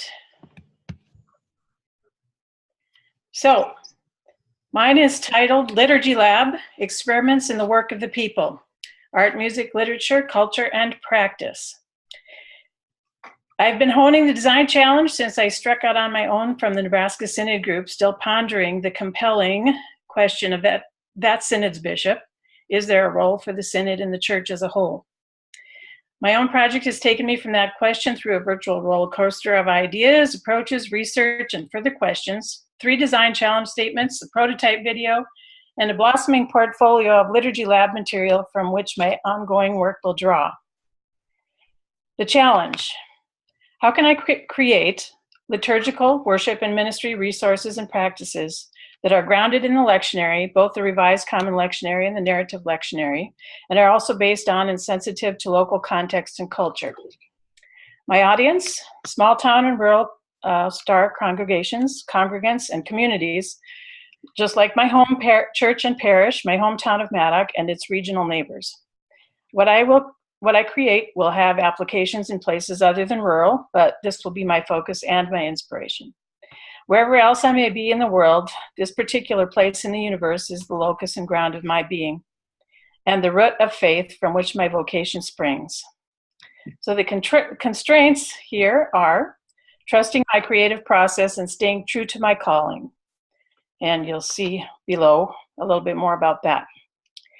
Also, because this portfolio is only my own work and not collaborative in its creation, other than running things by my husband, probably till he was sick of it, it helped me to further refine my calling by expressing the design challenge in a second way, which is this: how can I use the cultural and creative arts to illuminate liturgical practice in my own context, then distribute it for the benefit of others engaged in the work of the people, otherwise known as liturgy? The audience is mainly myself, because I believe that art is created first for self-expression and for the edification and education of the creator. However, that's creator with a small c, by the way. However, I will use every means possible to disseminate my work for common usage and common good. And the principal constraint there is protecting my ego by not living fully into or through my creative impulse because of fear of rejection, for instance. This constraint is manifest in worry about how to convince other people of the worth of my ideas and their use. For more on this, see The Way of Woe, or The Way of Woe. Here's a picture. One way of woe. So what I mean by this is that the path for me, that the way of woe, both W-O-E and W-H-O-A-H with an exclamation point, this is the path for me if I violate my personal mantra not to try to convince anybody of anything. And I'll have a little bit more about that below. A relative of the Buddhist idea of non-attachment. Practice of my calling includes detaching from the desire to control how my ideas get used or don't get used. I'll make suggestions, set scenarios, illuminate history and context, then make a graceful exit. At least that is my hope and prayer. A couple more images of woe. Research/empathy. This is a quote from the course syllabus, centered on truly understanding the user for which the design challenge is focused. Well, I said that was myself, but also the audience is people in small town and rural congregations and communities. Once I set off on my own design challenge, I quickly changed my focus from the Nebraska Synod Bishop's question about the Synod's role in the church as a whole to asking about a congregation's role in the church as a whole. This focus eventually led me to think about a subgroup within a congregation or community, introverts, of which I am one, and how I have long felt the need personally for a quiet liturgy. Since creating liturgies is my thing, the activity I lose myself in, but also feel most fully myself while doing, I began to focus on that specific task as my design challenge.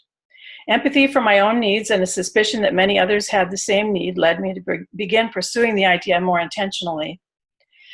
I've been mentioning this idea of creating a quiet liturgy in various groups for about a year, and in almost every context, including in a small group at the conference that was part of the Missional Church in Context travel course that Dr. Elton taught earlier this fall, and at least a couple more class members were part of. The response from those folks and everywhere else was yes. And they did sigh. It's like, yes, I need this in my world. Further, in observing our fast-paced, fast-changing society, I see that everyone has a great hunger for more quiet, slowness, stillness, for sacred space, for sanctuary. I began to see it was my job to make some soul food to feed some quiet, hungry people. Then, shortly before I had to buckle down to create my prototype video, a Facebook memory from a year ago popped up in my feed, and it sealed the deal. It included photographs of the beautiful La Posada Hotel in Winslow, Arizona. Yes, the exact one made famous by the Eagles song, Take It Easy. And yes, La Posada is the most famous of the hotels designed by early American architect Mary Jane Coulter, whose work I have been researching and following for years. One of these pictures was this one. I don't know how well you can see it, but it says, it's 2 doors from the outside of the hotel, beautiful wooden doors. And on the left door, it says, enter in silence. And on the right door, it says, depart in peace. This was definitely a Holy Spirit moment for me. I'm not sure you can exactly call it research, but the inspiration from these doors became my Quiet Liturgies project and the centerpiece of my prototype video, which I envision as a book or collection of quiet meditations and liturgies for the church year. With this photograph, or a better one, if I get to La Posada again, which I certainly hope to, and that would become the cover. So here are a couple samples from what was part of my Enter in Silence, Depart in Peace prototype. There's a list of quiet liturgies from Advent, Christmas, Epiphany, Lent, Holy Week, Easter, Ascension, Pentecost, and ordinary time or occasional times, with some corresponding quiet meditations. Advent, Mary, the Mother of our Lord, Christmas, a quiet night, which is something my youngest son, or my middle son, always asked for when he was a boy. I think he had a sense of needing that quiet himself, even though it was all Santa Claus and nativity scenes at that time. Lent, which I think of as a fallow time, which is the farming term, certainly, or gardening. Holy Week, letting go. Easter, awakening. Ascension, sending. Pentecost, Spirit, of course, and a whole lot of other ones. So one of the first one, a quiet liturgy for Advent, celebrating Mary, the Mother of our Lord. Here's an example of that, and it was continued on the back page. That's just a quick look there.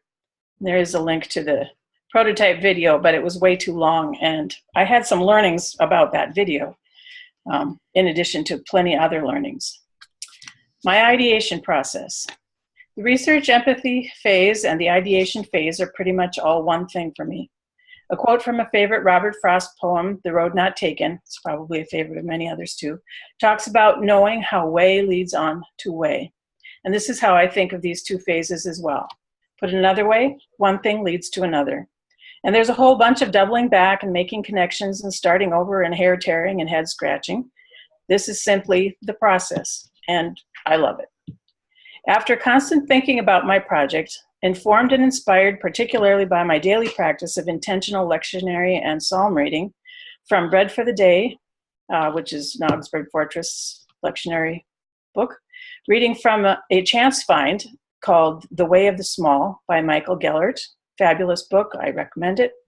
Reading Christ in Our Home, which has been part of my family's practice, going back to my grandparents. We read it every day at the table. So I still continue that practice of daily devotions. These are personal ones, and the lectionary related verses that are in there. And then journaling also. I revisited some liturgical ideas I had worked on earlier in the year and had put on the back burner. One page out of my creative workbook, an ongoing ideation station I keep, also jived with a discussion we'd had in one class session about using the lab as a working metaphor or an analogy for the ideation. Again, way leads on to way, and Holy Spirit moment number 2. Liturgy Lab was reborn and expanded and has now become the project named in this portfolio. I envision Liturgy Lab as a handbook, workbook, manual of liturgies, meditations, and the like that is ultimately practical and usable, that is a reflection of small town and rural contexts, and can serve as a jumping off point for expanding the mindful use of the liturgical calendar by using the lectionary as a teaching and learning tool, such as in the way of Bible study, whose intent is to inform daily life, and as a guide for corporate worship, small group meditation, and personal devotional material. Testing and rollout, well, finding the right design challenge and beginning the rest of the work more or less like late, all of it, fairly late in the game, more or less precluded live testing that would result in a rollout. However, I have been writing liturgies throughout my life and have rolled them out, used them time and time again, with a fairly successful track record, and I'm confident that this project, though much larger in scope and potentially much more impactful, will have similar results.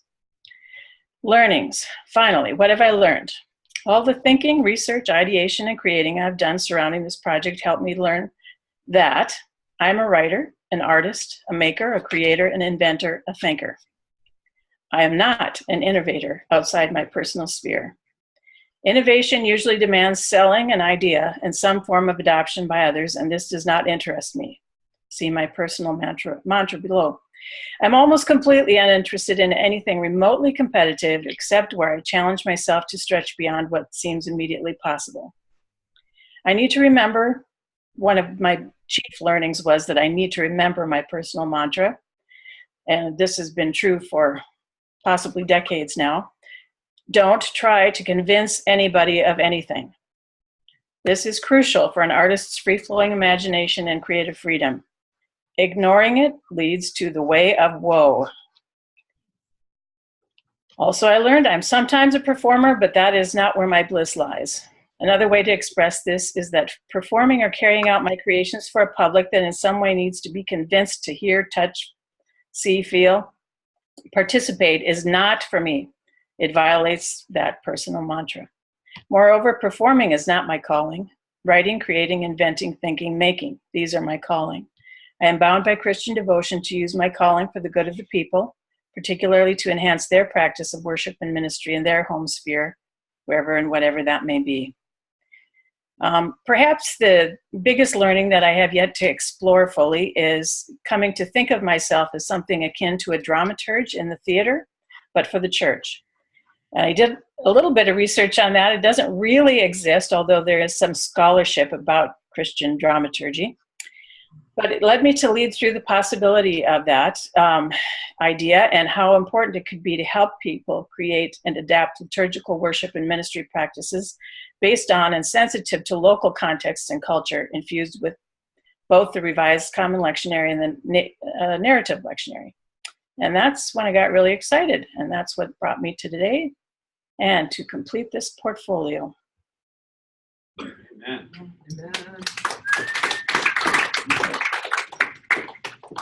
Let's just take a couple minutes and and if people have some questions for Lisa, a really different kind of project. Lisa is in the, what is your area, the arts, and she's probably the only student I know that's ever been in this program that I don't really know about.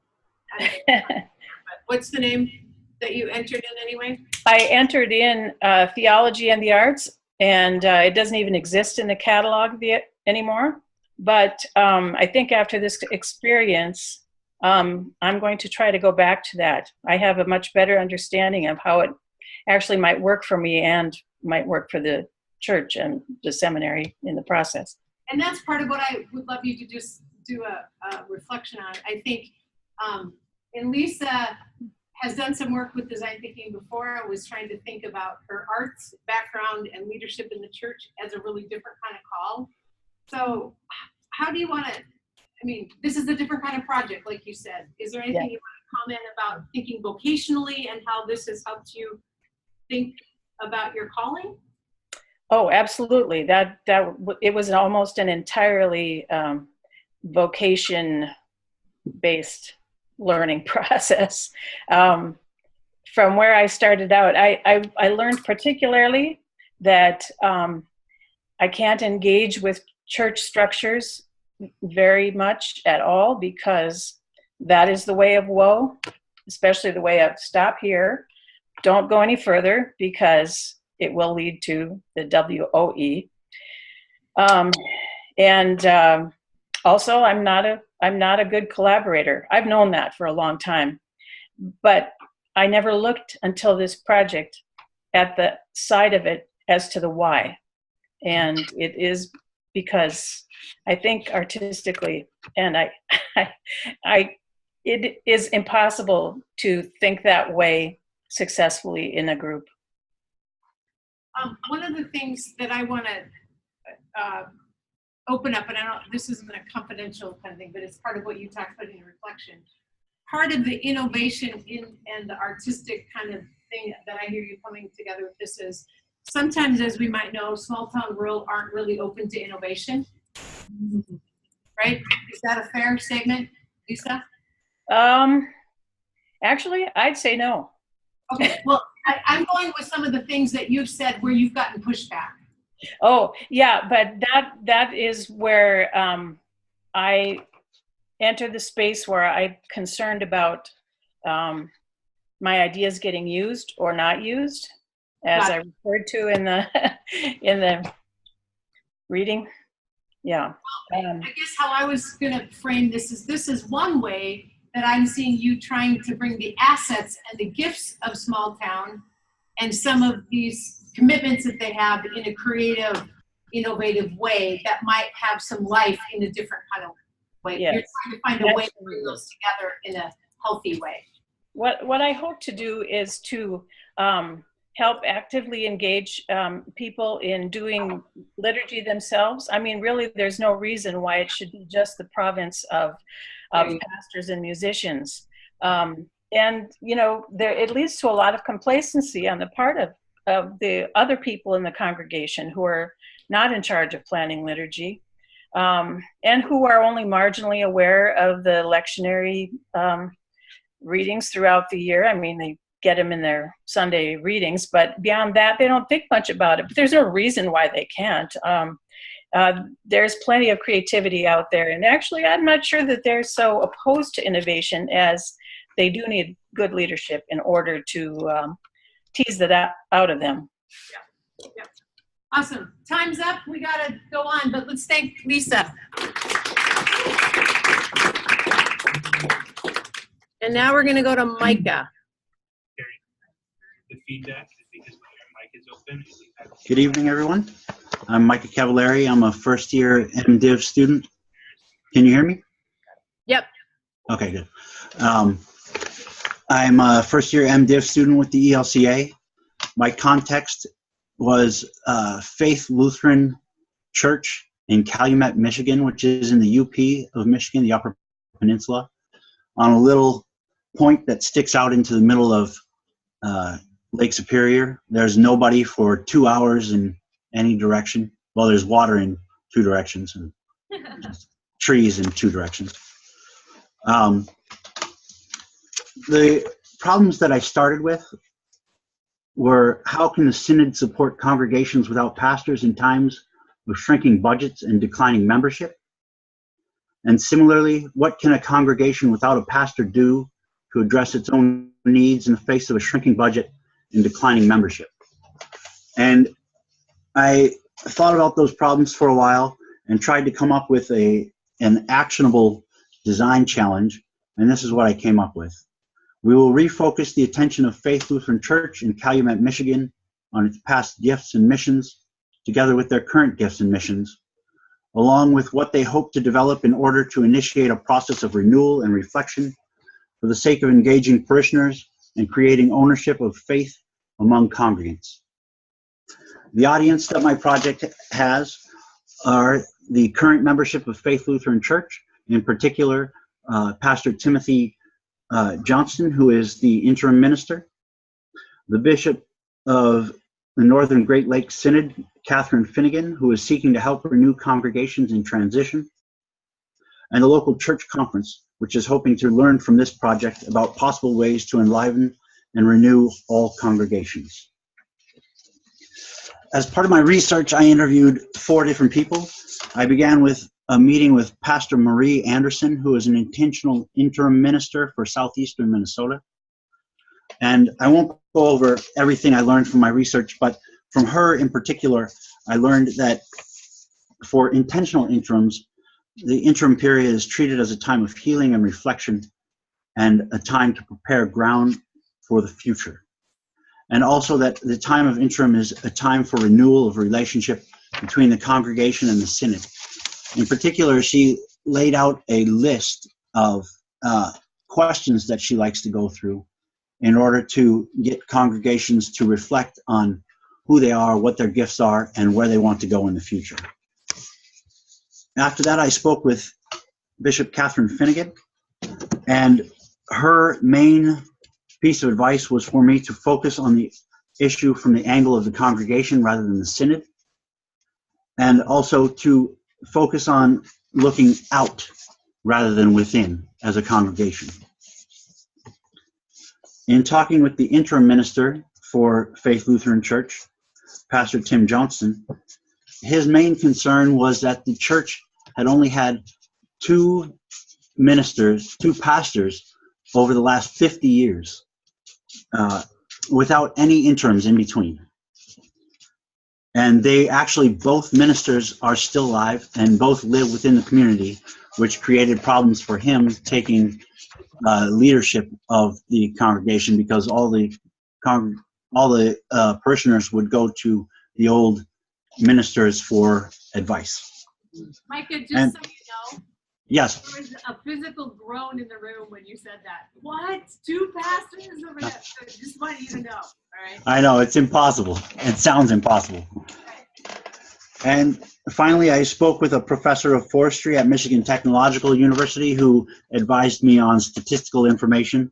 And her piece of advice was, or her main piece of guidance was that I needed an N of 30 or greater to achieve statistical significance for the population I was looking at. And basically, there wasn't a chance in hell that was going to happen.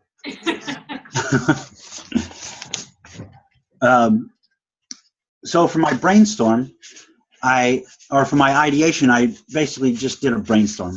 I cooked up projects and thought about what would be the drawbacks, what would be the difficulties in implementing them. I came up with the idea of a weekend retreat, a series of workshops over several weekends in a row, a single workshop where we would spend a day looking over who the congregation is and what they want to happen in their future.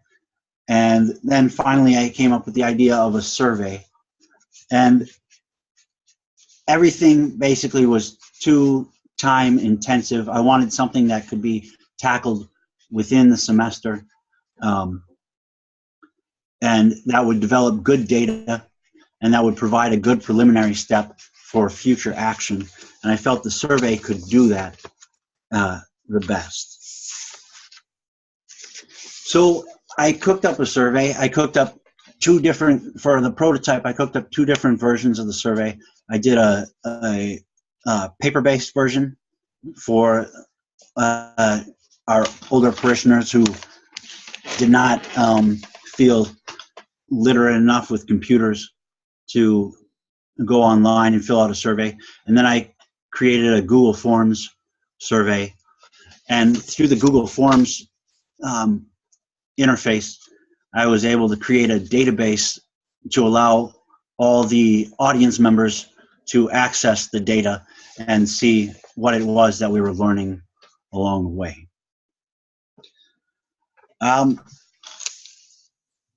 The lessons learned, or what I came away with, was I break it down into two different groups. There were the process learning points, and there were the substantive points. For process learning, first I learned take advantage of a captive audience. I created a survey, and I basically left it to the people to fill out on their own time. I disseminated the link to the Google survey, and I left surveys at church and preached about it on several different occasions, encouraging them to take up the survey, bring it home, fill it out on their own time, fill out only what they wanted to, and leave the rest. And well, I only got a handful of surveys back. And what I learned from that was I should have made them do the survey while they were in church. The second thing I learned was work with less demanding sets of questions. The survey was extensive. It was 21 questions long. It was open-ended questions, so it was qualitative, not quantitative data. I let people answer however they wished and whatever they wished. But the survey, as far as I can tell, was too much for people to handle. I think most people looked at it, set it back down on the table, and walked away. One positive I got was people appreciate the freedom to answer how and what they will. People took my advice to answer only what they wanted, and that's what they did. People didn't, when I look at the surveys, people didn't go through and just fill out questions until they got tired and stop answering questions. People went through and picked the questions that appealed to them. So I feel that feature of the survey worked out. Overall, people don't like surveys. Nobody wants to fill out a survey. And finally, I learned from being in the congregations, I preach at this congregation regularly. People like to sit down and talk. They want to tell you. They don't want to answer questions on a survey. They don't want to write down their stories. They want to tell you. They want you to ask questions about who they are and what they think. And ultimately, that was probably a better way to get preliminary data. And then I could have gone in and done maybe 1 or 2 questions that got at more specific features of the experience of Faith Lutheran Church in order to get statistical data. For the more substantive lessons learned, I saw that at Faith Lutheran Church, the most important thing that came out across all the surveys that I received back were a sense of family is most important to the people of Faith Lutheran Church. That is what they valued the most about being together, was that they are a family that worship together, and pray together, and work together. The second most important thing was that they wanted to preach the word. That's what they cared about, was that the word, the message, was getting out.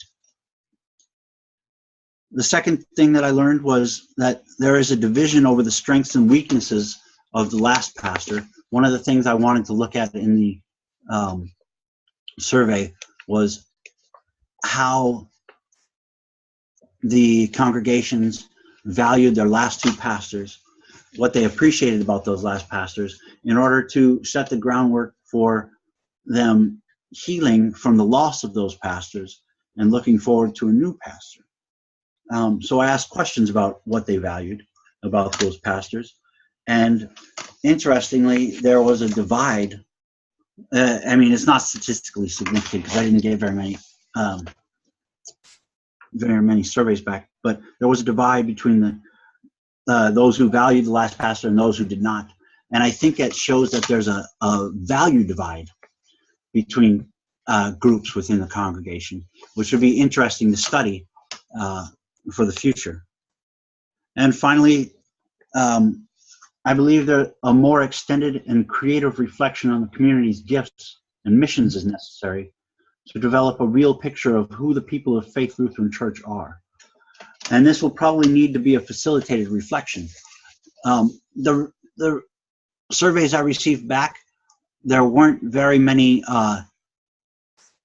there wasn't a lot of in-depth reflection, and a lot of the surveys said the same thing in very few words. They valued the family of the congregation, they valued the preaching of the word, and they valued the history. But they didn't really go into creative ways to move the congregation forward. There wasn't a lot of new thinking.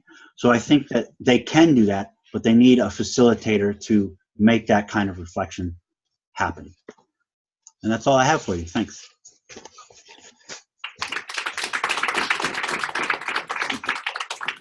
One of the pieces, Micah and I, well, you met, that's a process each week with that. And one of the things I just want to say, Micah, that I really appreciate in your work, and we don't have time for questions, so this will be a transition, but is how you really reached out to people. You created collaboration within your synod. Does that make, so one of the things we kind of said is who are partners there, so that you were testing things and adapting with that the learnings might be with that. So that is a huge piece to what you did, and hope that this is a version of something that can be, like you said, here's some learnings of what we can move forward. The project is a really important challenge to go after. So I hope that that is. So thank you for that. Good work. All right. All right. We are now going to switch to the Minneapolis Area Synod. But in that, I'm going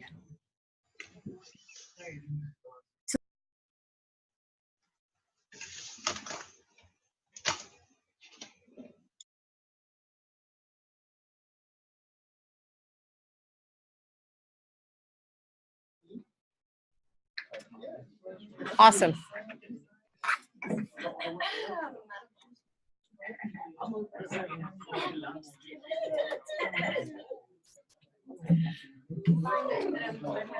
got to warm up my voice. Okay, y'all. All right, there you go. So this is the website we built to have our portfolio. It will be up until we get a grade. After that, we'll put it down for copyright purposes. It does have a copyright protection on it, and I'm in the way. you will. No worries. You will find all of our project on here, including amazing photos of us, and our process, and then our YouTube video. Our YouTube video is a private link, so it's unlisted. You cannot find it. You have to get it from here. And then I hope you Out in follow. cyberspace, literally somewhere. I hope you follow my copyright instructions because I will really sue you. And then, and then these are game instructions. Okay, that's it. So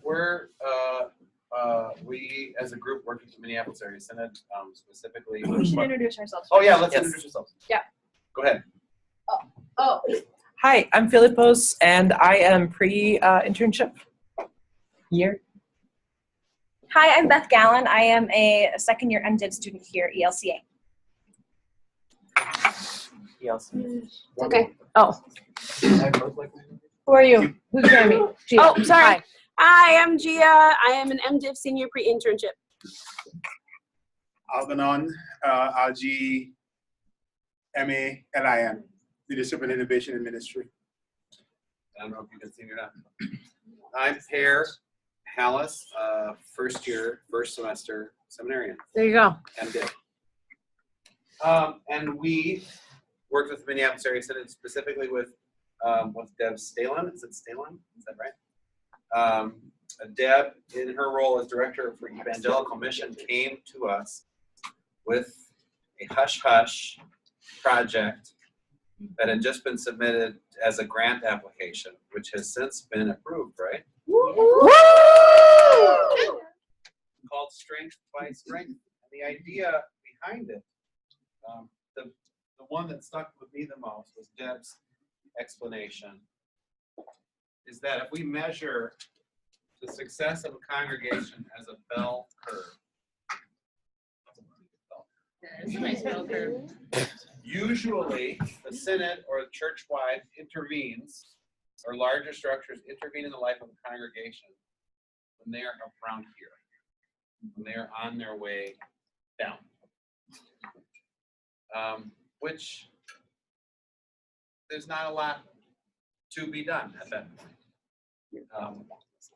So Deb proposed the question: what happens if we come in around here on the other side of that? As a congregation or a faith community is becoming vibrant, or is vibrant, is at their strongest or on their way to their strongest? And then how do we multiply that? How do we take those aspects where congregations are particularly successful and spread that amongst other congregations? So that posed us with a very specific question, which we went further to describe in our design challenge. And our task for the Strength by Strength initiative is to develop criteria in order to identify faith communities that are connecting to people in a changing culture, that these faith communities may serve as a guide to other faith communities to increase their ability to invite more people in a Christian community where they can hear the good news about Jesus and join God's movement of love for the common good. I would love to stand here and talk on and on about how we came up with what we did, but we felt like in review we did it really, really well in our video, our prototype video, so we are going to share that with you now. It's a really good video. Thanks, of course, to Beth's amazing husband, too. Put it together for us. How come it starts with my mom? Hang on. Turn it up.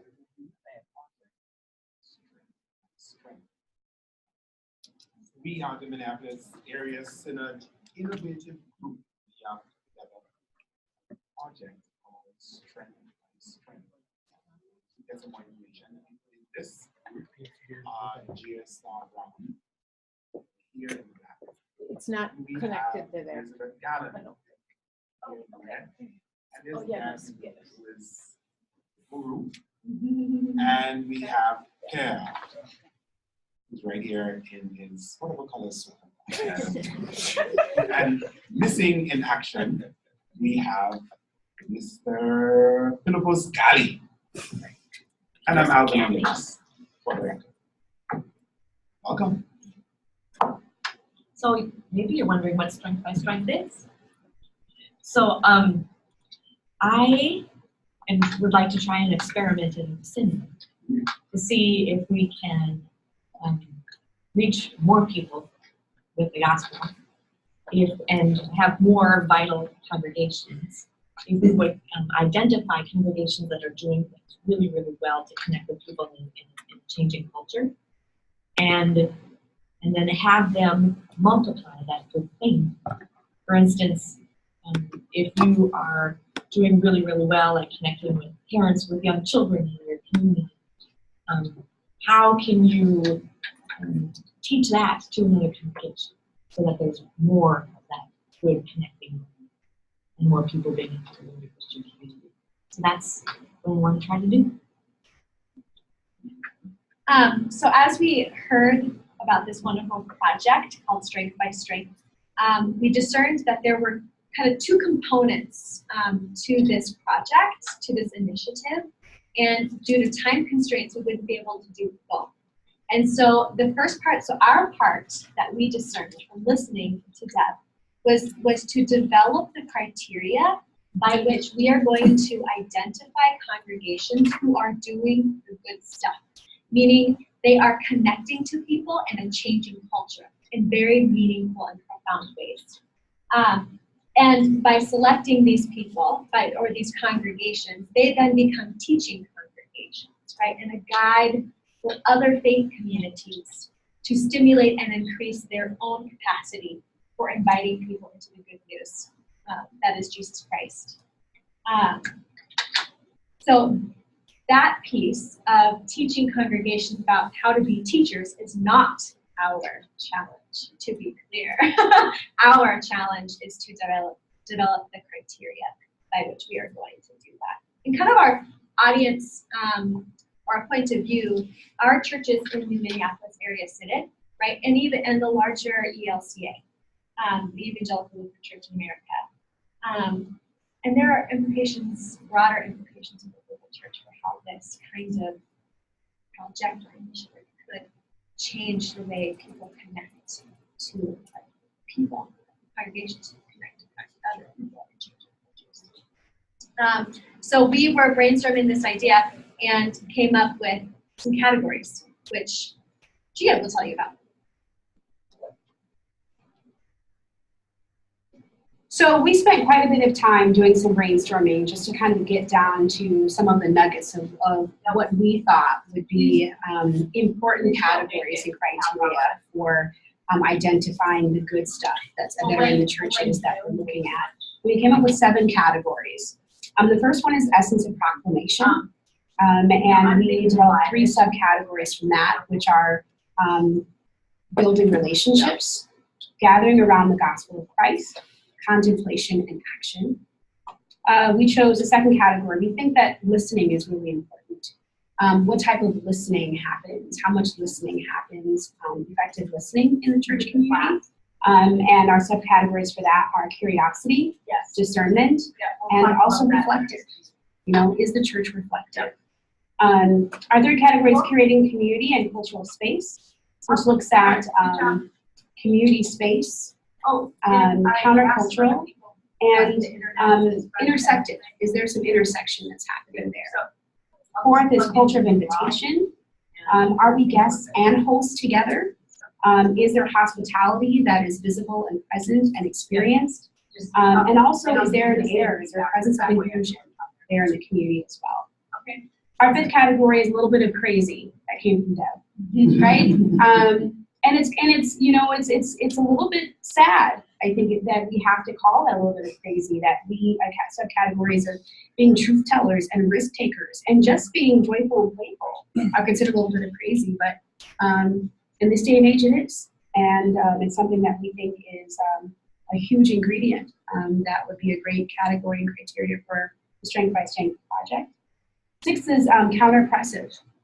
So we're looking at, is that church community attentive to the power dynamics, right? And we listed some of those off: race and gender, sexuality, age, ability, and class.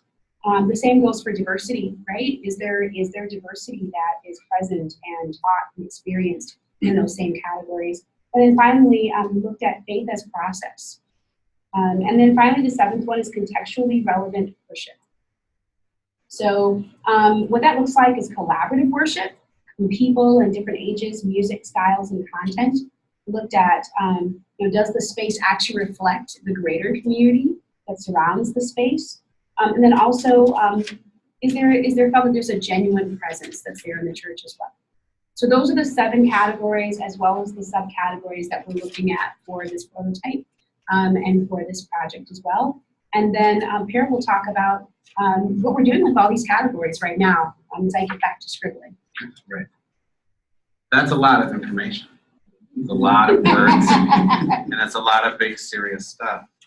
And rather than making this, because this is a celebrative act, right? We are choosing congregations based on things that we believe to be strengths that they have, and asking them to assess themselves in an affirmative way. Sending them home with homework, like a survey, didn't feel right. And if we're going to be talking about being a little bit crazy, being playful and joyful, we figured, well, why not turn it into a game? There is something freeing about working together and in communication with one another when it's fun, when there's a spirit of fun to it.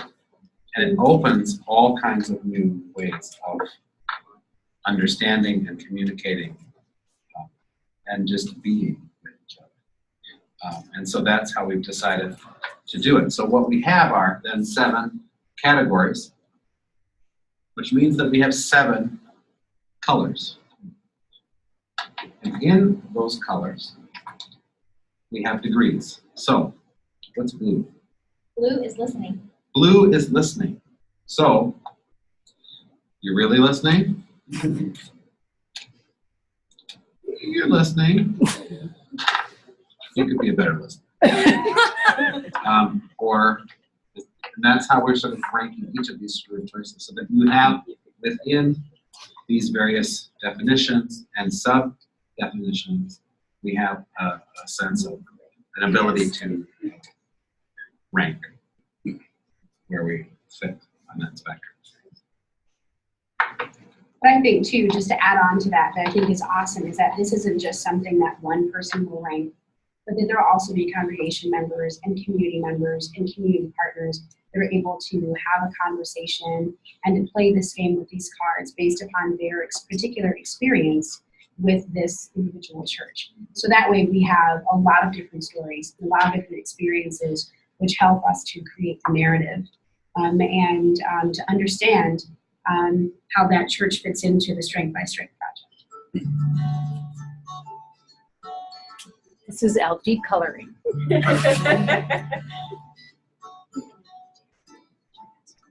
Yeah, let's do that.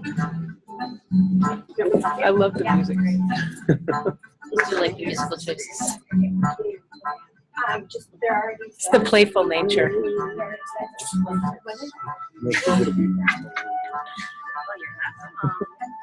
We're gonna put these over at this table to make it to look at. Yeah.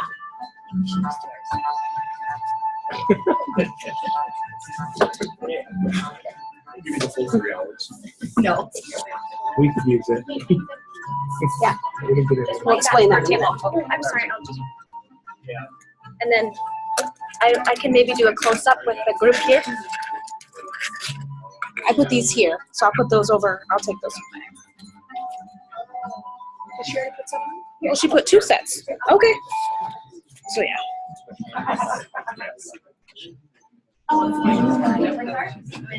No, I'm good.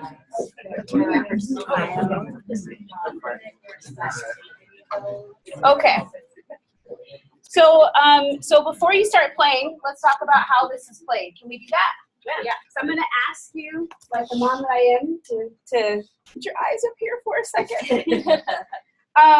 Okay. So what you have there are the cards that we colored, or one of the sets of cards that we colored, because we got to be really good for you to kind of see firsthand what we've been explaining, right? So let's paint a picture together.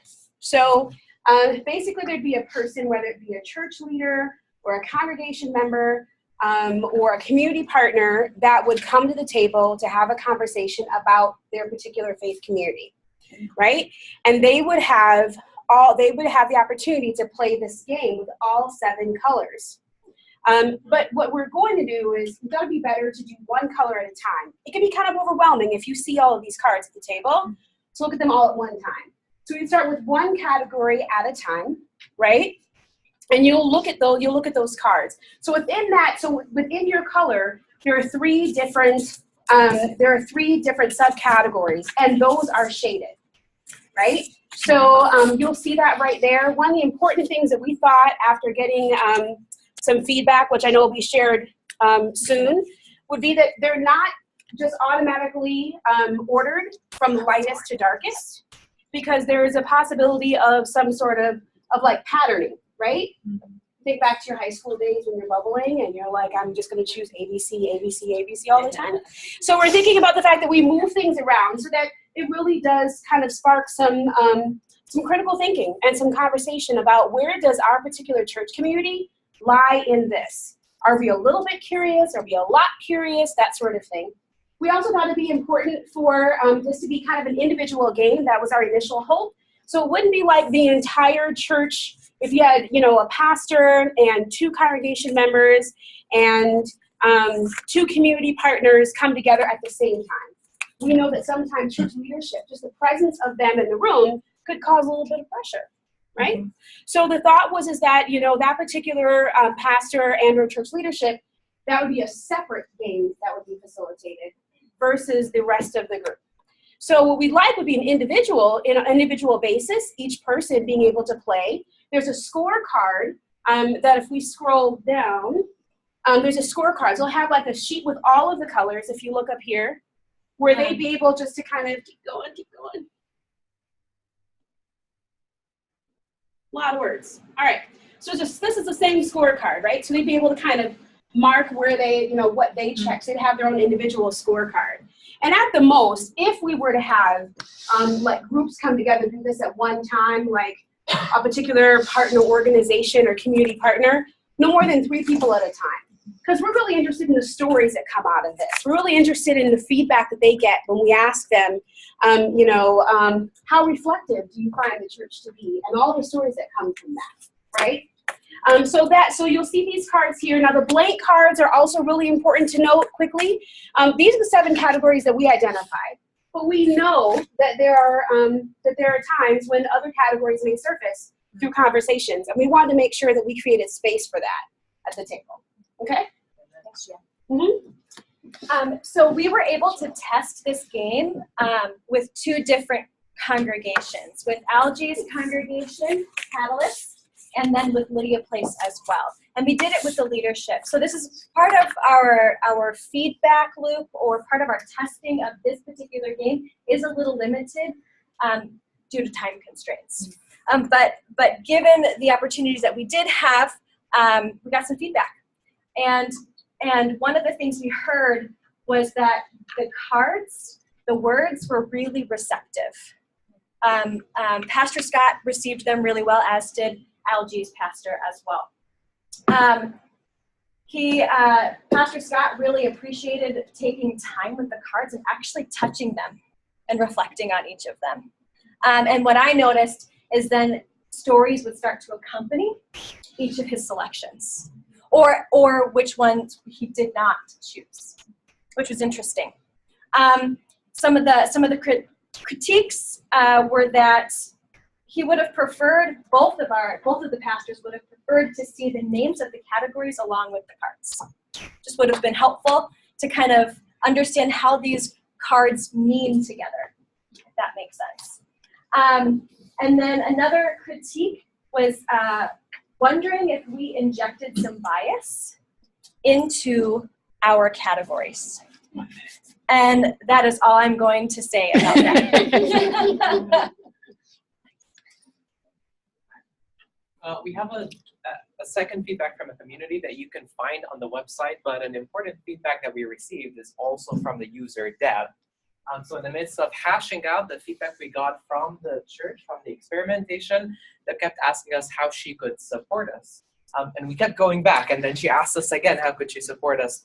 And we asked for feedback, and when she very kindly and lovingly, and I'll just say she's been so supportive throughout the semester, that she cannot use these cards because she told us twice in the process that she had a hunch that churches already knew her strength. But we were not listening. The critique, and she held for us the mirror, and I have to say that she brought me into a very deep reflection about how I walk in the world and how I walk in ministry, that we were in love with our ideas. And I have to say we were maybe also in love with our colleagues' ideas, but we neglected the most important person in the process, who is the user. And if you remember, we talked about user-centered research. And so my greatest learning and my greatest self-reflection here is how can I listen in the work of ministry and innovation? How can I listen to my user and not be blindsided by falling in love with my ideas? That's the Minneapolis Area Synod group. Yeah. Let's give them a hand. We don't have time to ask them questions because we got one more group. So, but thank you. No, nice. Awesome. One of the questions, Minneapolis Area Synod. One of the questions is if you could send me a list of your categories, so people wanted to. Got it. Yeah. Thank you.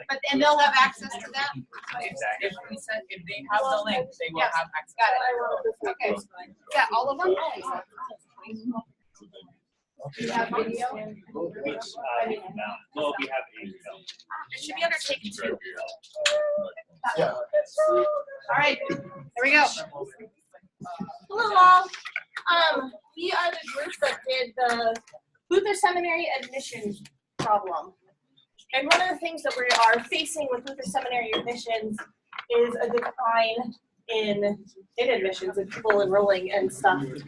And one of the things that kept being brought up by Elizabeth, who was our fearless leader in all of this, was that if everyone who left seminary trained up a replacement, we would not have this issue. And we'll talk about this more in a little bit, because I think that fed into our research a little bit. More specifically in how other denominations and in how other countries look at building up and supporting their ministry leaders. And so one of the things that we had talked about, can we get next slide? Thank you. So this was our original problem question, was how do we cultivate relationships with a variety of Christian communities to find potential students who would benefit from theological education? And we came up with this at week 6.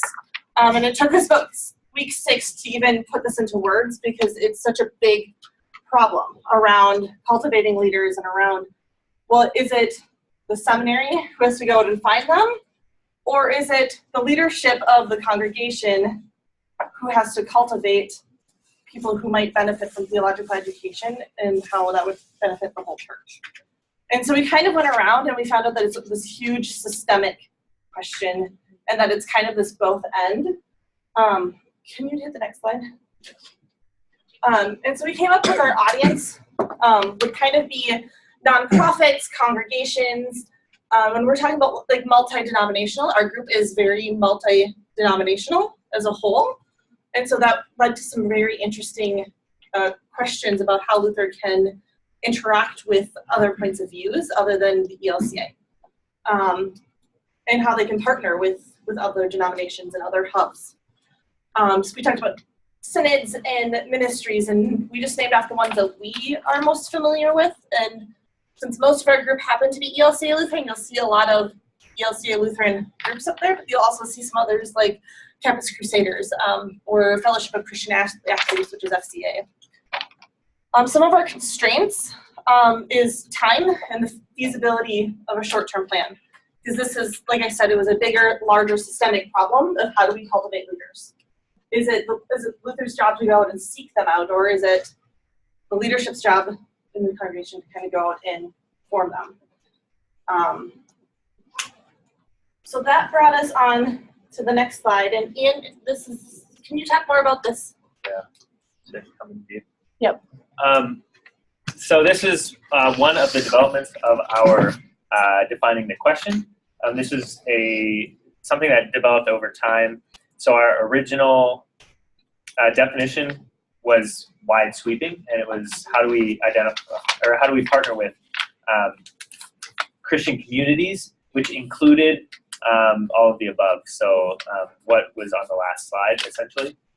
And we struggled to see, we struggled to navigate how we were to prototype something that would be applicable to all of the groups that we were looking at, because we weren't just looking at churches, we weren't just looking at the ELCA, we were looking at other groups that probably have their own sense of leadership development outside of traditional theological education.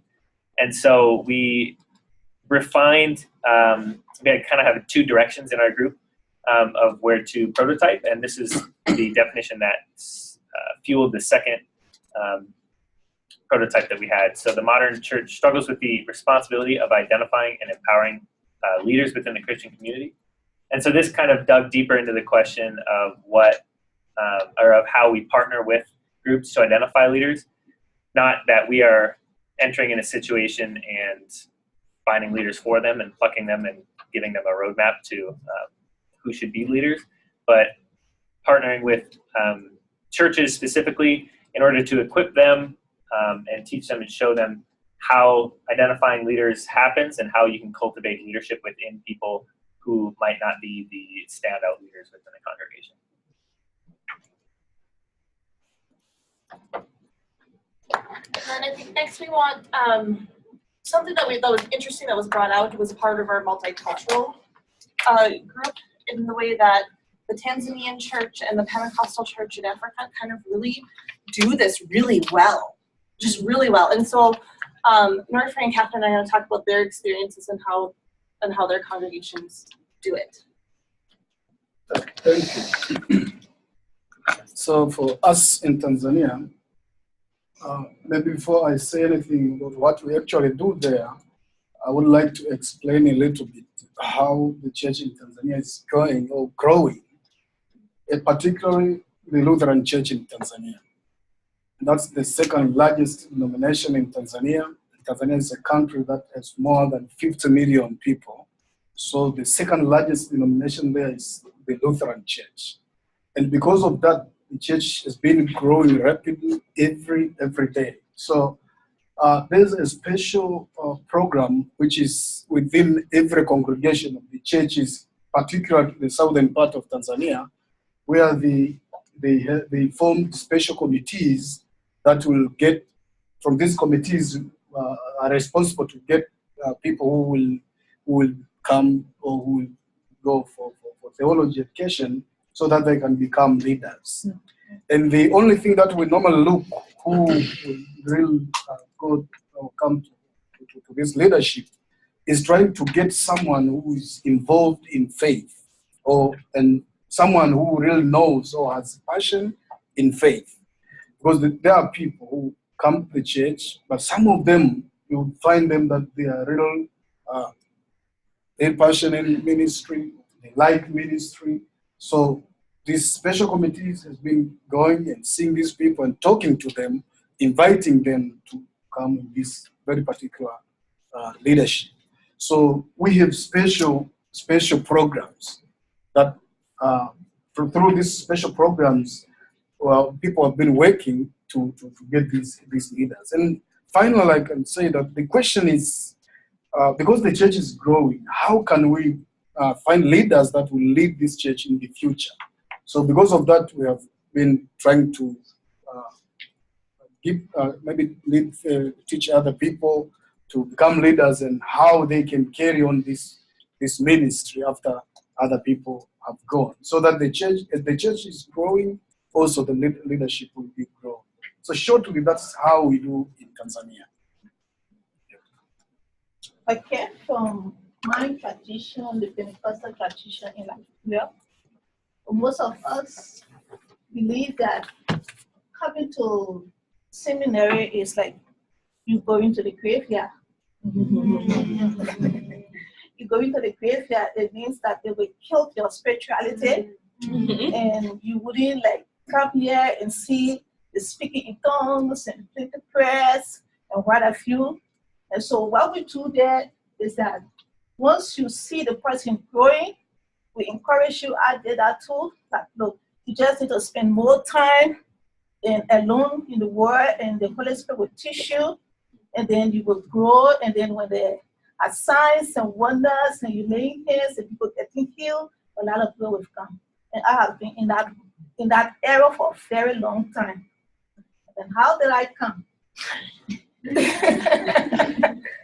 I came because of the strong influence from my husband to come to school. Say, look, Holy Spirit is good, but Holy Spirit doesn't work in the vacuum. And when I came initially, I felt homesick. I missed the speaking in tongues. I missed the prayer, especially during the orientation. And I was sick of the hymns. And there was no dancing and breaking my back and all those things. I was feeling homesick. But then when the classes started, I learned a whole lot. I learned from all my courses, but most especially in law and narrative. I learned a whole lot. And then what I did, I started to talk to my husband. You need to come to the innovation class. Because every evening when I come and I get everything, I will take it back, but I'm not the front person in the church. So I said, you need to come to Luther because you pushed me here, and you need to come there. Put stuff here for you.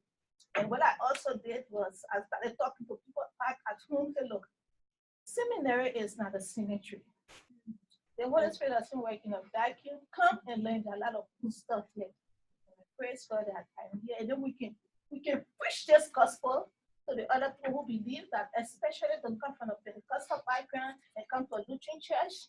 Yeah, you will miss out the little things for a while. You will miss out all those singing songs and clapping and jumping, you will miss out. But while you will learn, I mean, the good is greater than the little things that you miss out for the few times you get. Thank you. You could teach us a few things, Right? right? Yeah, I would love to have that. I know.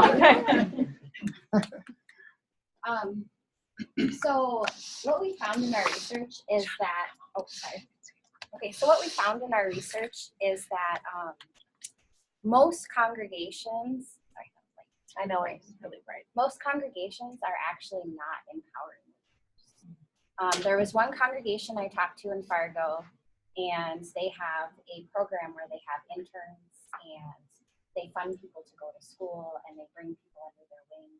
And so just to keep this brief, what I would like to say is I think something that we all learned is that in the future, for all of us, no matter what our job is in ministry, that we need to empower one another. And so our future is really going to be about empowerment. And so I think one of our core values in this whole thing as a group is that we learned that that's a piece we're missing and how we should incorporate that into the future. I'll just keep that quick.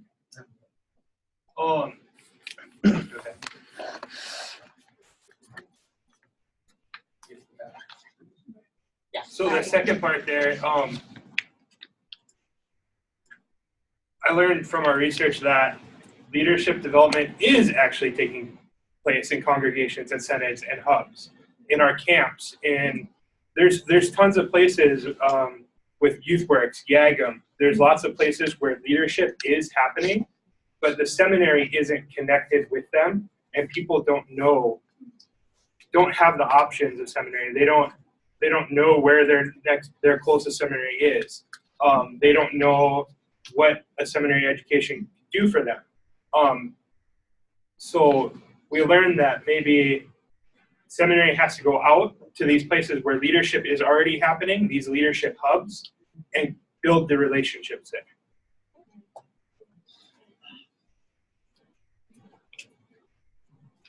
So I can talk on the first. So our first prototype, this one that had the refined definition of the challenge, was a PowerPoint presentation that we would send to leaders in the church, and to essentially meet with those leaders and talk to them about, our first presentation was just kind of explaining that leadership is important and discipleship is important, and then kind of creating a space where they can reflect on how they do discipleship well, or where they are, where they could use partnership with Luther Seminary to step into that space and uphold what they do for leadership development within their church already, but then also step in to provide things that they might not have had access to otherwise. So, and just informing them on things that Luther offers, like the Kairos program, the Lay School of Theology, things that can come alongside a congregation and just help them to develop leaders within their congregation, and teach them, try to build with them how to identify leaders. And so kind of creating a culture of leadership identification within congregations, so that it's not just waiting for someone who's an all-star youth student to come forward, but searching out, looking for people who have leadership qualities or who can be built up, and going to them and working, developing their strengths and identifying their weaknesses and ways that they can empower those. And then the second prototype built off of that, built off of that and put the training into a system which we went after the hubs. So the training would be, instead of for like just the congregations, it would be for our seminary ambassadors. So then those seminary ambassadors would go out to our different hubs, to YAGM events, to Youth Rec events, to LYO camps, to all of those things. Go and be a camp counselor for the summer and be there building connections with those leaders that are already being developed, building the relationships with the leadership of those leaders that are developing those leaders. And then we're helping in identifying the leaders and having those conversations about seminary. And then their part of the relationship is that they're talking to their candidacy committees, connecting them with the right places to get more information, and building that relationship and discipling them in that discernment process of what the right vocation is for them in the church, whether it is to a nonprofit or to something else besides being a pastor, where theological education can benefit from them. So we're going out and helping, and they're helping in the discernment process. So trying to figure that out, and yeah. So for the last one, For the last one, we actually didn't ever get to test this on anyone, unfortunately, but I think we started a great conversation, and I think it might be something that we do in the future. And I also think that one of our strengths was also one of our weaknesses. One of our strengths was that we had an abundance of ideas. But with an abundance of ideas, it was really challenging to focus on just one idea when we had so many, and we had a lot of different personalities and different gifts. And then we had just a lot of great inspiration for this. And then another thing that was a problem was that we were so invested in it. So we're students here, and our admissions, one of the, the people who helped us get into the school is there. And I think it was really challenging because we just felt like we had to fix it. Like we felt so passionate and so much pressure that it became hard to focus on one thing. And not just fix admissions, but fix the larger problem of theological education, and the larger problem of the church, and the larger, the spiral that Greg showed us about innovation. We got to our question, and we're spiraling right here, And then we'd start to move back, and then we're like, oh, but what about this? We're like, this is a great idea, but But this is a great idea. the church is really the problem. And then we go ahead, and then we're like, no, admissions is the problem. And then we go ahead, no, this is the problem. So we never really made it past here. So we just kept spiraling back to like what really is the problem and what really needs fixed. But it's really a big problem that a lot. Next slide. I think we kind of went over it. Yeah. Will you quick introduce yourselves so they can see you? Yeah. And then we will wrap up since it's 5 Shauna Day, first year MDiv. Nordfrey, MA in CML last year. My name is Catherine. I come from Liberia, first year, first semester, MA student, LIM.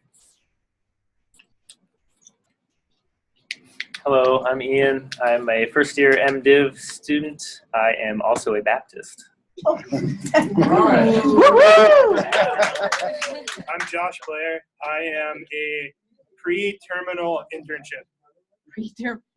It's better than pre-terminal cancer. I know. Hi, I'm Trudy Powell. I am a MDiv senior here at Luther, and I am in the ELCA. Awesome. Woo! I just want to say this because we're after 9. Thank you. I'm glad that we have next week to exhale and think more about it, right? So come next week with some questions and whatnot. And let's say a thank you to Linda and to Deb and to Greg, who will not be with us.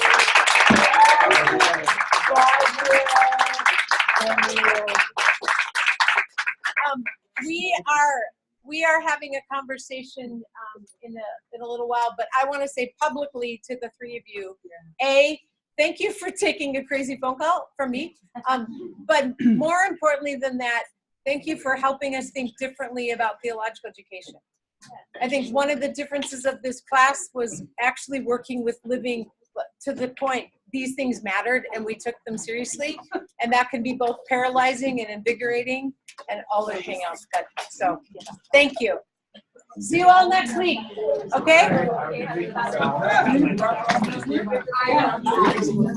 Thanks, everybody. I got secretary.